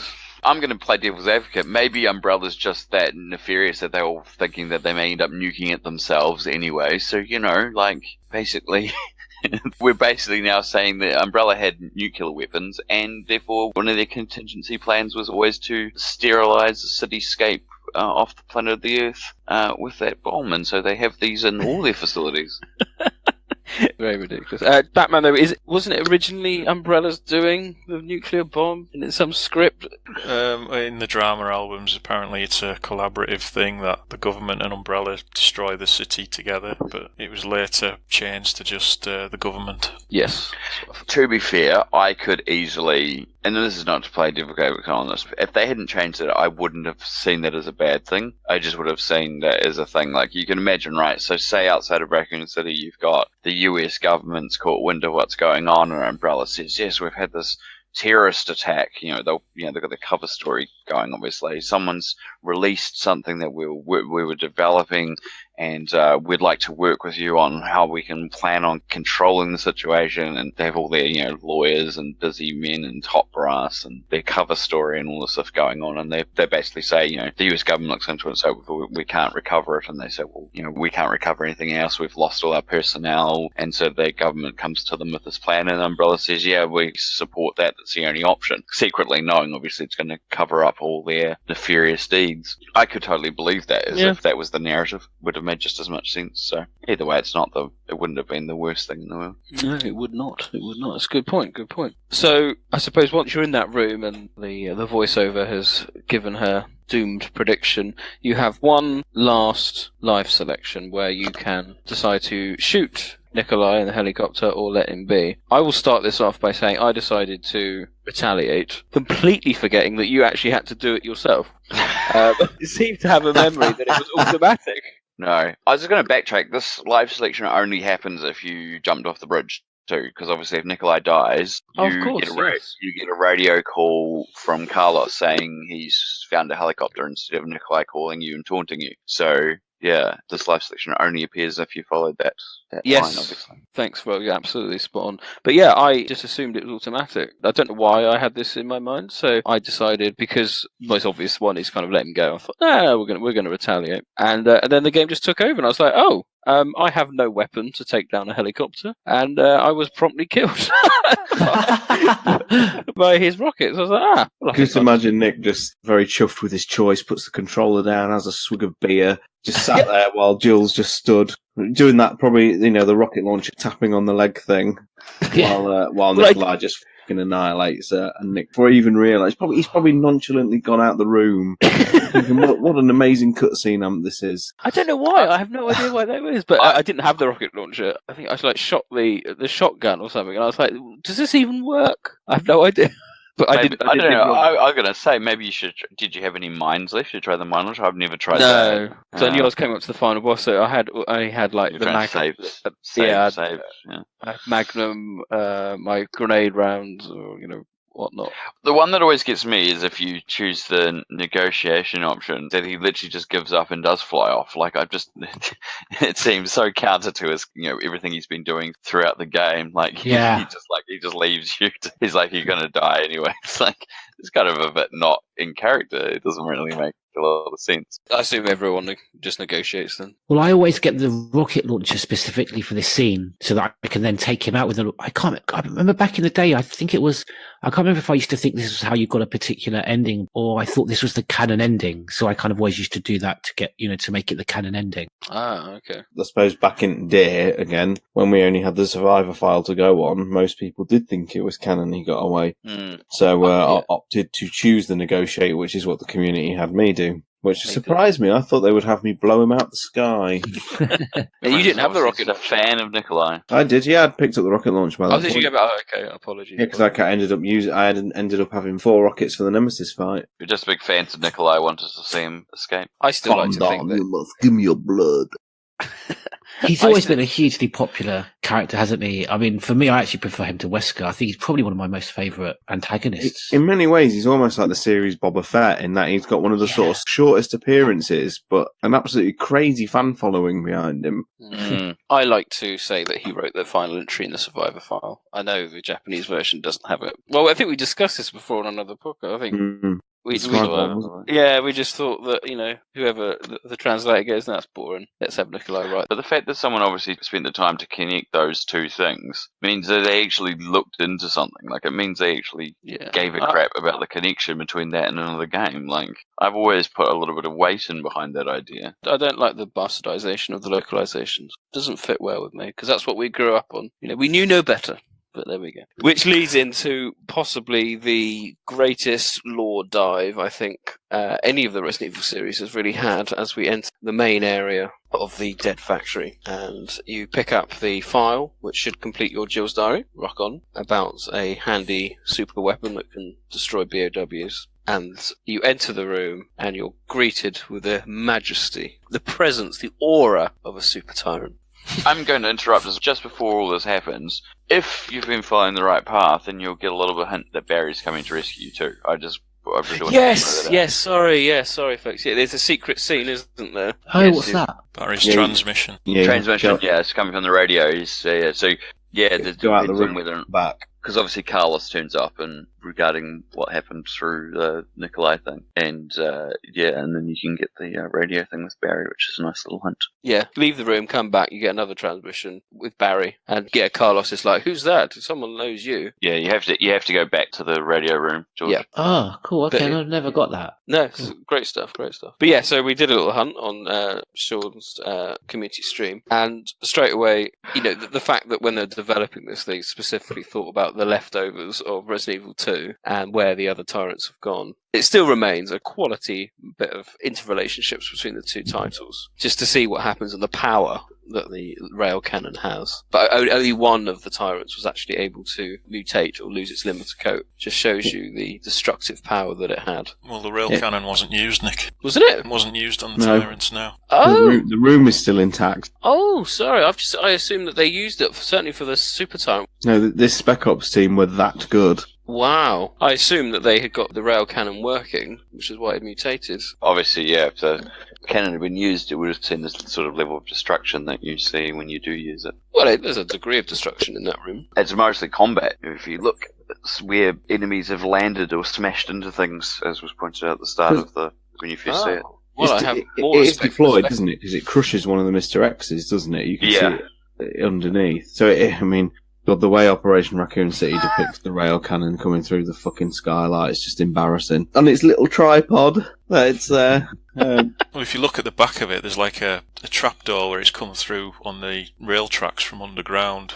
And that links to the train tracks that run to the underground lab in Resident Evil 2. And the actual canon is this Special Forces team was obviously sent to extract William Birkin, but because they didn't have proper intelligence of all of Umbrella's facilities, they actually ended up at the Dead Factory by mistake. And they lost contact with... the government lost contact with them, and the Spec Ops teams just sat there because they had no idea they were in the wrong place, so they just sat there and waited for Birkin to come to them, which obviously was never going to happen. And because the government lost contact with their Special Forces team, they actually tried to bomb Raccoon City about a week earlier than they actually did. And if they'd have done that, then obviously Jill would have been killed. And it was only Umbrella sending in the UBCS that delayed that process, because the UBCS were depicted as rescuing civilians and whatever, so therefore the government could never get authorization to bomb the city when people were still alive. And I actually think that's a really cool little plot point there. And the only reason they restarted the bombing was because by this point Sherry Birkin's already been secured. She's got the G-virus in her, and now they're desperately trying to bomb the city before Umbrella can get their own sample, but they're obviously unaware that Hunk's already made it out by this point. So it's a really cool little subplot. Which is probably a good reason also not to have the connection between the US government and Umbrella working together, because at this point they're aware of the nefarious situation that's been going on.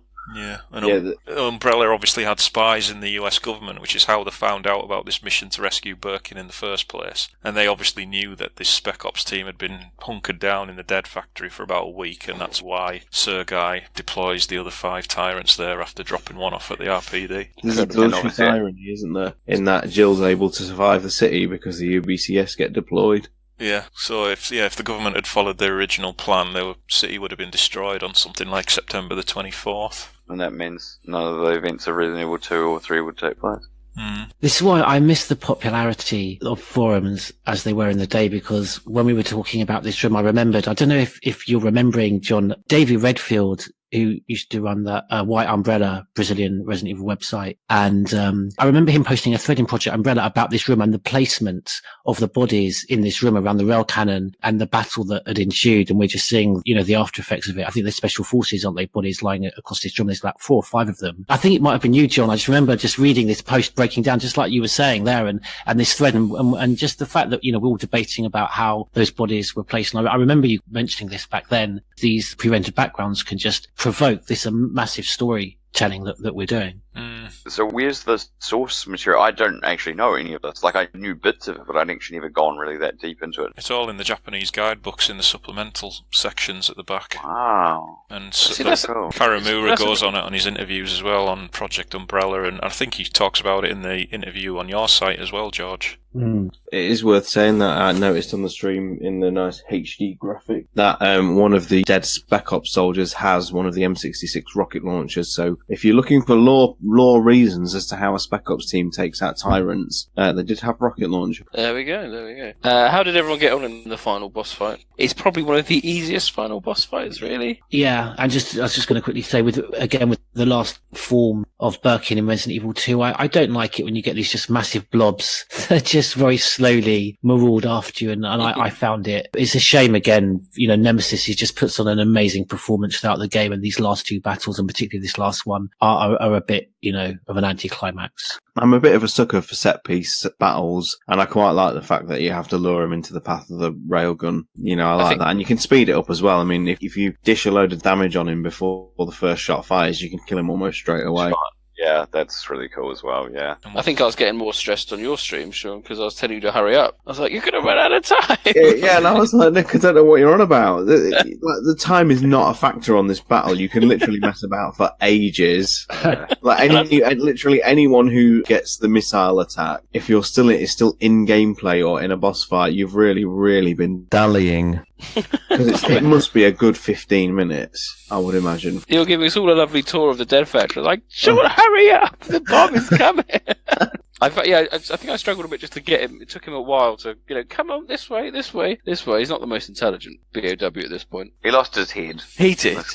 I know, but he does munch on the tyrant to mutate. You laugh about the fact that he lost his head, but that's actually an important point, because the reason Nemesis is so intelligent and can follow complex orders compared to previous tyrants is because the Nemesis parasite acts as a second brain, essentially, working in sync with the brain of the original host. But when the Nemesis loses his head in that battle, it's essentially lost one of its 2 brains, and that's when it becomes out of control and it can no longer function as it normally would. It just keeps chasing Jill because that's all it can remember. Yeah, and as Sean said, it absorbs part of the tyrant as well. There's talk as to whether it's just the parasite at that point has taken over everything. It's hard to tell. Yeah, well, I think it's like an eternal battle between them both, but I think the parasite is it's basically winning the battle, I think, because the original tyrant's head's been destroyed, and it's just mutated out of all control, hasn't it? So if the head had been retained, obviously when you kill Nemesis or defeat Nemesis at the clock tower, would you assume that's a part of his limiter going off,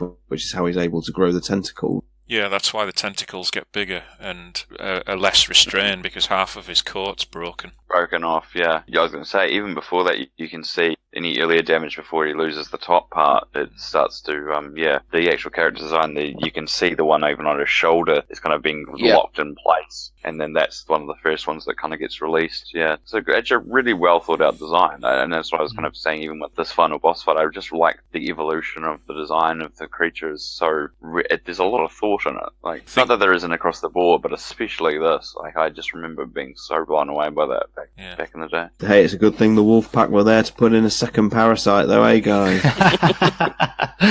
Careful what you say about that. People defend this shit, honestly.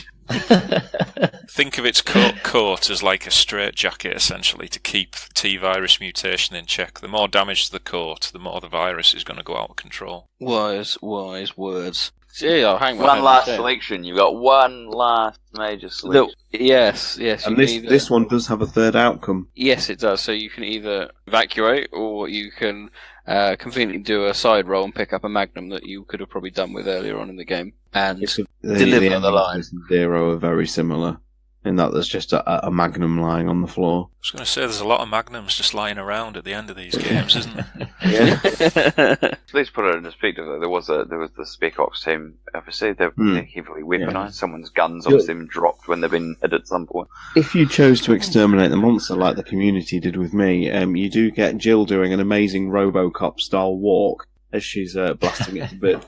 She does. Yeah, that is cool. Non-blinking, just like RoboCop or Terminator-esque. The first time you played it, everyone must have shouted out a kind of yeah. Well, she's like, you want stars? I'll give you stars. I mean, it's such a corny, brilliant. People hate that. It's corny as, but it's so brilliantly corny. Like, it's so like you look at it and go, that is awesome. It's an Arnold 80s line, isn't it? It is. It totally is, and it totally works. It's McBain, isn't it? It's ice to see you type quality. it's Schwarzenegger and Batman and Robin. Like, Third outcome is if you choose to do nothing, the Nemesis will actually kill you. Which I've never seen, actually, I must admit, but I was told about it on the stream. She doesn't kill him, she poisons him. Yeah, it doesn't kill. You take damage, you still get on the left, yeah. Oh, right, okay, I'll have to look it up. I think he fires some corrosive fluid that poisons you, but because you're so close to the end, it doesn't really make any difference. Yeah, you take damage, and then it's almost like his version of what she does. One last kiss off.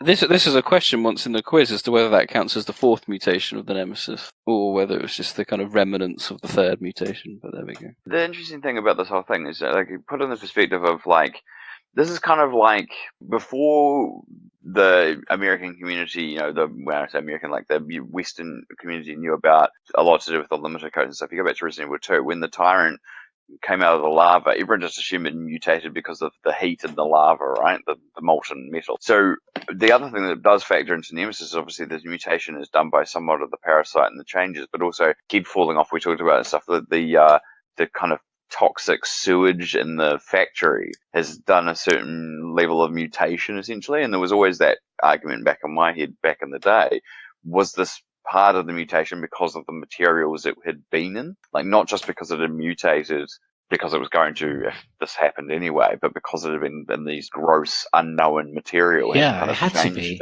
I don't know if that's the answer or not, you see. And that's, again, why you kind of on that same line. Is it a mutation because of its form, or is it because of partly what it's been in? Mm. Cool. So once you have endured the Nemesis for one final time, you are then rescued by the Beard himself, Mr. Barry Burton. The voice actor for Barry, do we know who that was? Oh, crikey.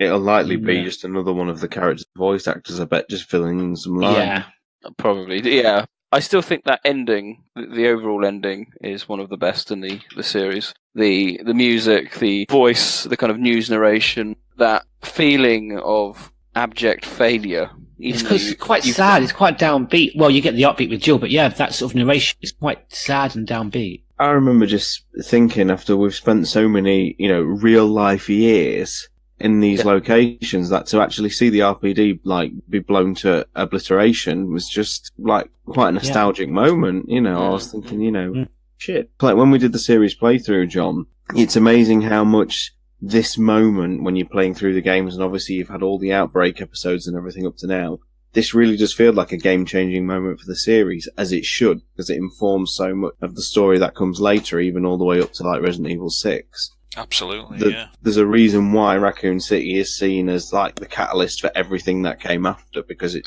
truly was, and you really get that when you play a series playthrough in the chronological order. If there is a hub for the series in terms of its storyline, it's Raccoon City, and I think nothing hits that home harder than the ending of Resident Evil 3. What's interesting about that to me as well is the idea that they could have made the conscious decision not to destroy the city, not in a narrative sense because they could still do it eventually, but more of a gameplay mechanic. They could have left this open and had other stories, but they made the decision narratively at the time to show the destruction of the city as quite an important event. I think partly because obviously they knew where they were going with the story slightly down the track with Code Veronica already at the point. But that's a big choice, to say it's been such a huge part of the 3 games that had come out of that point to actually destroy it. That must have not been an easy decision to make from maybe Capcom production management, or it was completely opposite and it was very easy to make that decision to close that chapter. I'm not sure, but it seems because of the scope of it, and unfortunately in retrospect as well, in hindsight, like the fact they have to keep going back to the well occasionally, like we get remakes, we get Operation Raccoon City and all that sort of stuff, because exactly the same thing you've just been saying, how important the actual events are to the thing, and the Outbreak and all as well. I forgot that. Yeah, it's just because it's such a major event. Once you've done it, it's kind of hard to have other Raccoon Cities, and we've talked about this before as well, about the sense of escalation global thing, they're always referred to as like Raccoon City, the events of Raccoon City, because they're so important. If there's any criticism I've got for the series in the years since, is that things like Terra Grigia are every bit as like devastating as what happened in Raccoon, but they're not, because obviously they're retroactively inserted in between other titles. You could argue that there is not like plot holes as such, but there's like an inconsistency with these events. You can't look at something like Terra Grigia and not think that what happened there was absolutely awful in terms of like life lost and, devastation. The sense of scale's out of whack because unlike Raccoon City, you didn't get to experience it as much or as first hand almost, I want to say, because you've experienced it through these characters going through the events. So there's a bit of a disconnect to then what you get shown, or told. That's probably the biggest problem with it. It's not to say you're completely right that these events are potentially as bad or if not worse. They're just not portrayed the same because we didn't have the same sort of level of experience. That I always say we should have another game in Terra Grigia. Yeah, and I don't hold that against the series. But it's just something you have to live with whenever you have these issues of inserting titles into timelines when they depict events just as big. And the same thing again with Resident Evil 6, for example. The Tall Oaks thing is the same thing. It's obviously a huge scale thing, and they do even compare it to Raccoon City, but it's got that sense of a city that's been taken over by an outbreak, and it's totally understandable. And the only thing that adds any more weight to that is the fact that you've got Leon, and you're able to connect that directly with how the events were that you've played in Resident Evil 2, and that's the only thing that really gives that any major weight, I feel. But again, it still relies on your experience or history of and knowledge of the Raccoon City event. Well, thank you for that. I think that was really interesting to obviously compare the long-term effects of Raccoon to the other series. But let's try and conclude then. How has 20 years of Resident Evil 3 changed people's opinion on the game? We've discussed at length the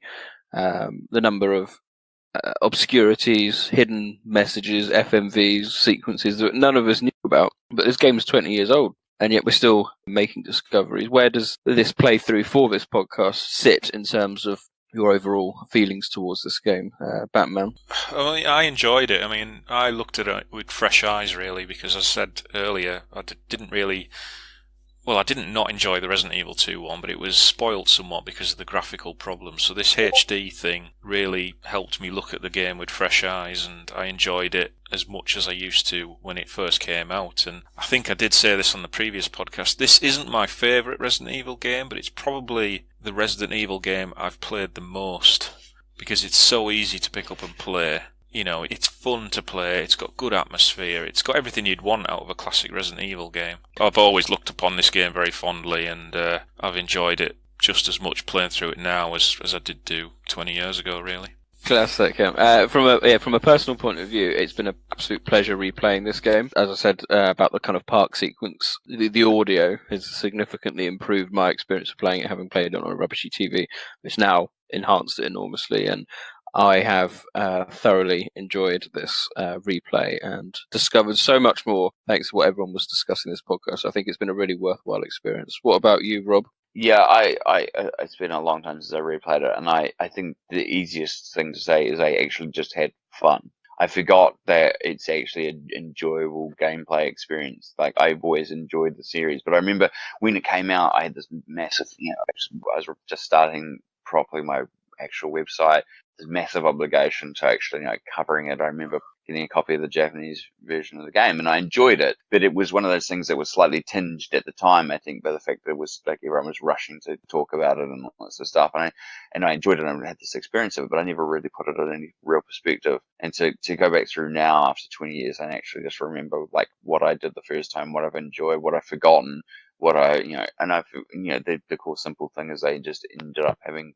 fun replaying it. It's really great. There's so many hidden things. There's so many little back and forth secrets, and obviously the multiple things they put into to help the replay, the selection, the way things get slightly randomized. Even the placement of items and stuff. It's a very well designed and very well thought out game. Especially, and one of the things we haven't talked about, and how quickly the whole thing was put together. Like, that's one of the things that's really impressive about this. Was not a long development time on this. It wasn't even intended to be a fully fledged mainline franchise title to begin with. So a lot of credit to the team that put it together as well, back at Capcom in the 90s. Was it originally going to be called 1.9? The development code was 1.9, and I think it was going to be just a side story, essentially. If you called it Last Escape, it just would have been Biohazard Last Escape or Biohazard Resident Evil Nemesis. It wouldn't have had 3 attached to it. If I remember correctly, internally, Code Veronica was looked as the next actual proper 3. George Trevor, kind of concluding comments on replaying this? I'm thinking just about what Romby was saying, and I think there's many occasions in Capcom's timeline where, the simple or kind of the constrained ends up with them producing the better game.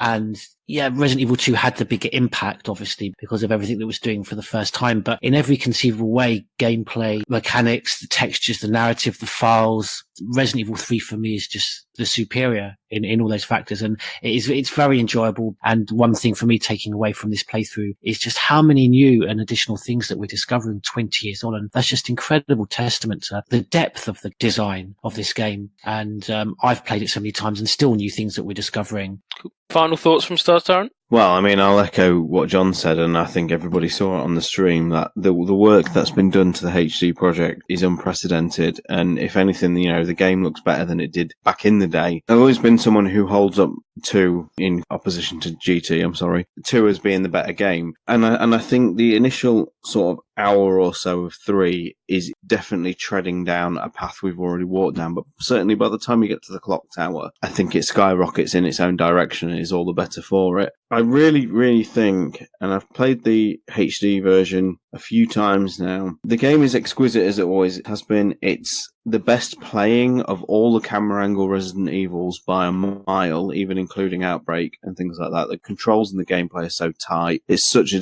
delight to replay over and over again. And I really just think, and it's fitting you've left me to make that final point, because I just think with the HD project now, I'm absolutely not interested in a remake whatsoever. I just don't want to see it. Just not interested, because Capcom have, with the HD project, a version of the game that they could package and release. I've echoed John's thoughts in the past that I think the remake of this game, the inevitable one that we must know is surely in production, is going to be a very different game to the game that we've all played collectively here. And so that kind of fills me with a little bit of dread, because I didn't like the departures that the 2 remake took. And I just think with, almost carte blanche freedom that they would have with this one, because it is so much more self-contained. And indeed, characters like Carlos haven't turned up again, and Nikolai hasn't turned up again, should he have survived the events of this game. It just means Capcom can go crazy, and I'm not sure that I'm comfortable with that, given the devastation that's been occurred upon the fan base in the wake of Remake 2, and obviously stuff we're still feeling with Project Resistance. It's only going to be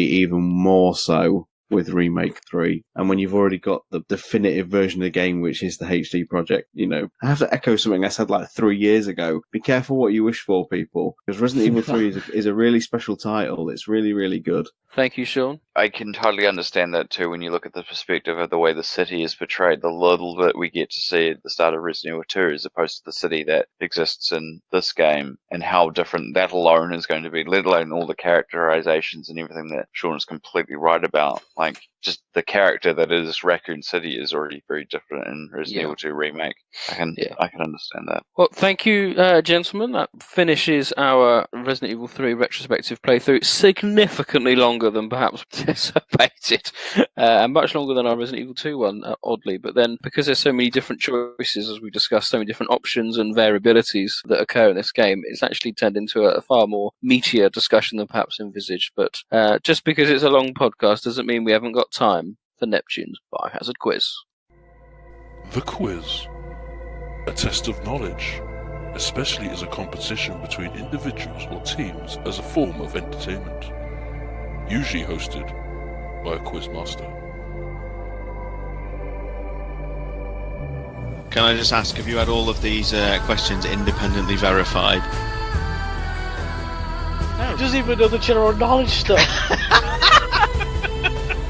Why is this man the quizmaster? It's not going to be one of these quizzes, is it? I think we should get another question, John, don't you? Already fallen into controversy. Yeah, well, that was to be expected. I'm once again, Nick is at the centre of that controversy. Absolutely. This is Neptune's Biohazard Quiz.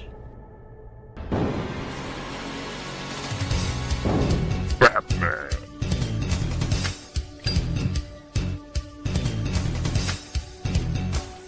Star Tyrants. George Trevor.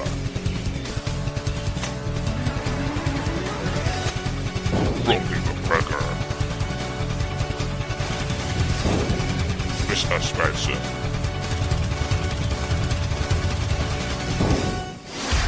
Neptune Biohazard Quiz. So, welcome now to this podcast edition of Neptune's Biohazard Quiz. As one may have expected, it is Resident Evil 3 based, and thanks to Rob, we've had to have a last-minute change of question.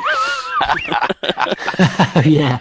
That's fine, fine. It's not my fault. I know a piece of trivia that's just trivia. I was thinking of it more because of the bus being related to the movie. It's a piece of movie trivia to me. But thankfully the internet exists, and I can make swift changes. So with that, if everyone is able to clear their desktops, you can open a notepad. We have 5 questions. Let's go. So this is question 1. This is the change question. How long was the mercenaries training before being deployed to Raccoon City?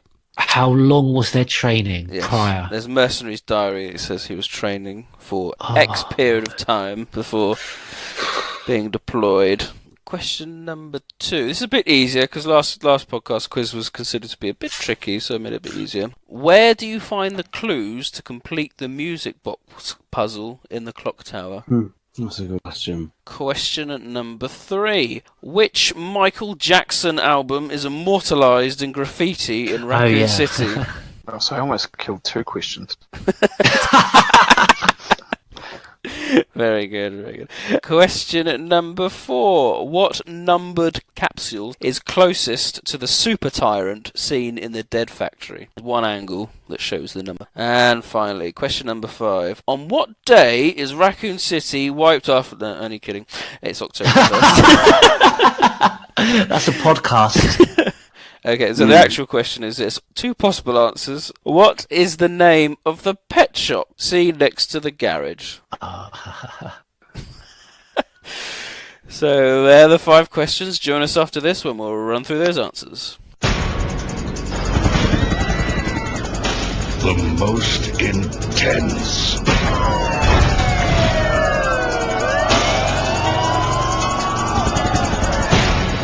The most horrifying. It's in your blood. Resident Evil 3 Nemesis. The nightmare continues, only from Capcom.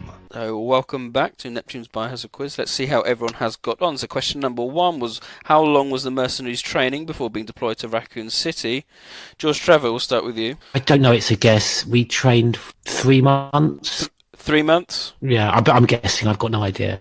Okay. Stars Tyrant? 6, I believe. 6 months. Romby? I have 6 months. Batman? Yes, 6 months. My body's edge has returned or something. It is 6 months, so good guess, George, but not quite. Points to all except George.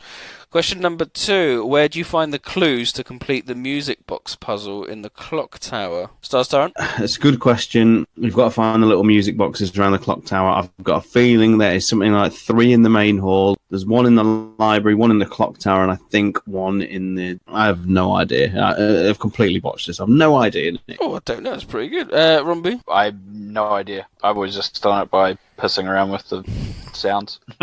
So I've never really paid much attention. George Trevor? In that kind of main hall in the clock tower, it slightly resembles the main hall of the Spencer Mansion because you've got 2 music boxes in the corners, I thought. Okay. So I'm just saying there's 2, and they're in either corner opposite each other in that main hall. Batman? Yeah, I'm with George. I just thought there was 2 out-of-tune music boxes at the back of the staircase, 1 on either side. Is correct. Yes. As far as I know, and but I'll be honest, I was panicking when Stars went off on a detailed rant. I assumed there was only 2 in the main hall. I've never used the music boxes. I am very fortunate to be able to tell when I'm doing them. And I thought because it goes to A to F, I thought there was 6 music boxes around the clock tower for some reason.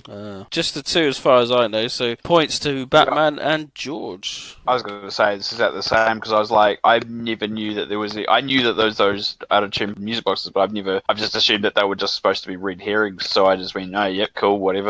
They're just off-key tunes, so I just went, all right, cool, I'll just do the puzzle. There you go, living there. There we go. Question number 3. Which Michael Jackson album is immortalised in graffiti in Raccoon City? Batman? I don't know this one, I'll have to guess. Thriller. A logical guess. George Trevor? Because I thought it was a Sophie Elliott's Baxter song. Yeah. I think I might have the first bit wrong. Is it Blood on the Dance? Which I thought was a Sophie Elliott's Baxter song, but obviously that kind of doesn't get with the timeline of when the game came out. But Blood on the Dance Floor. Blood on the Dance Floor. Stars Tyrant? I had no idea. I was going to go with Thriller. Okay, Romby? Now George has got me confused. I was thinking Off the Wall for some reason, and now I'm thinking that was Blood on the Dance Floor an actual album, and he's confusing me further because I know he's thinking of Murder on the Dance Floor. Sophie Elliott's yeah. Oh, yeah. Yeah, I'm going Off the Wall. Points to George Trevor. It's Blood on the Dance Floor. I knew it, but that's not a Michael... It is. Or is it? Okay. I'm a huge... Is it an album, or is it just a song? No, it's 1997. It's Blood on the Dance Floor, History in the Mix. It has 5 new songs. Ghosts. There's an EP. Yeah, it's an EP. Yeah. It's actually... It's not an album. No, it is an album. Oh, don't take my points away. It is an album. No, I'm George. You're getting the points. I'm nitpicking. It is an album. Album. It's the biggest selling remix album of all time. That is in the basketball court. Yeah. Question number 4. So what numbered capsule is the closest to the super tyrant seen in the Dead Factory? George, did you know? No, thank God I'm so obsessed with the pre-rendered backgrounds. Otherwise I'd be getting 0 because I've got this one. I've got no idea. Number? You gonna guess a number? Number 3. Romby? No idea. I'm 2. Stars Tyrant? I believe it is 3. Batman, back to you. I said number 5. It's just a guess. Points to Stars and GT. It is 3. Oh, wow. Mine was just a guess. Because I said, what a ridiculous question. Where would you even see the numbers? There's one angle you can see. You can see the close side of the Super Tyrant. And finally, question number 5. What is the name of the pet shop seen next to the garage/post office? As I said, I'm not quite sure of the answer because my graphics aren't as good as they ought to be. So I'll probably accept 2. Oh, fuck's sake. You'll see what I mean. So, Rob, did you know this one? Eagles. Yeah. You're going for Eagles Pet Shop. GT? Yeah, I know this because I've got Huskies and I'm obsessed with the backgrounds. So it's Eagles. Batman? Eagles does ring a bell now you mention it, but I have to be honest, I didn't know that before Rob said it. Annoyingly, I know where the bloody pet shop is, I just can't remember the fucking names. Stars Tyrant? I had no idea. The answer is Eagles Pet Shop. Very good, George. What was your alternative, Nick? I'm very curious to... Kegels, because it looks a bit like a K. I would have taken Kegels. Kegels. Yeah. Does it have a wizard hat on it? So have a check on the HD stream. I'm sure it's a beautiful E, but it on my version it was is that a K or an E? Whereabouts is it? Next to the garage as you come out of the. You come out the back of the garage and you can see a dog bone hanging from the side above the car, and there's a very large neon sign. Have a look, and whilst you're doing that, let's have a look at the scores. Wow, what a score line we have here! Stars, Rombi, Batman, all finished on 2 apiece. But this week's winner, Yeah. I got lucky with the capsule, but I've never won one yet, GT. So well yes, done. you have. I've never won one before. This is by far the most points I've ever got. And it's a 4 out of 5 for George Trevor. So congratulations, George. That's mightily impressive. In terms of knowledge, really, it was only 3 out of 5 because that was a complete guess. The number 3 capsule. Just say, can we please have more questions about the pre-rendered background so I look like I know what I'm talking about? Very clearly eagles in the HD. Is it? Oh, there we go. Yeah. So, so that concludes another eventful Neptune's Biohazard quiz. Join us next time when we'll have some more brilliant questions.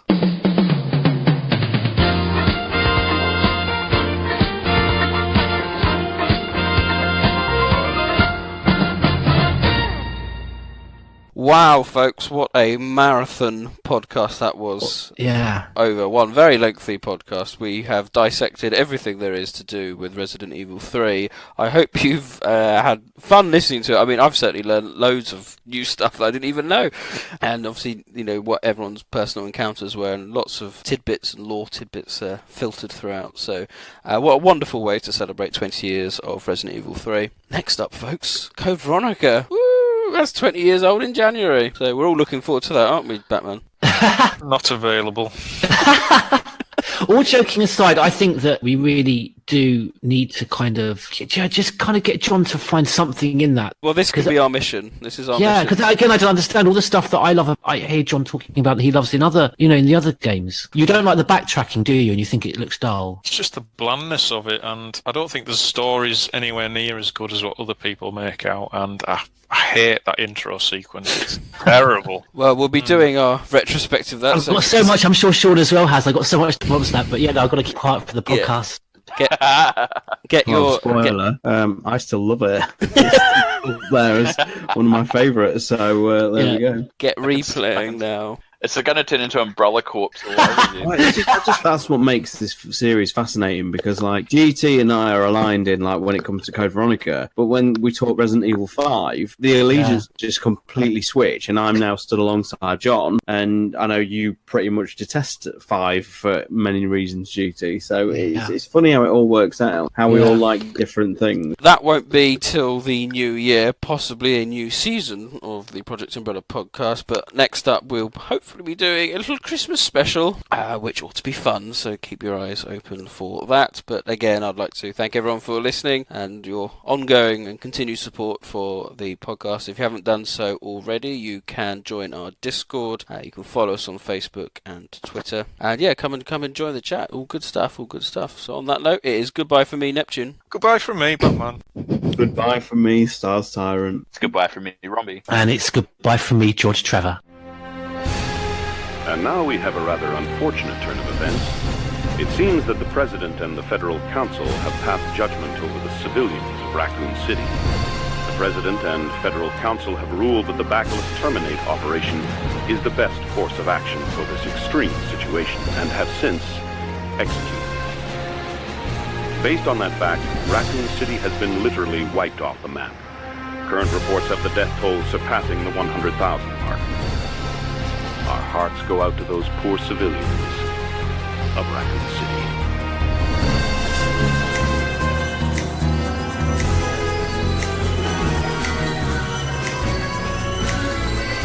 It's murder on the dance floor.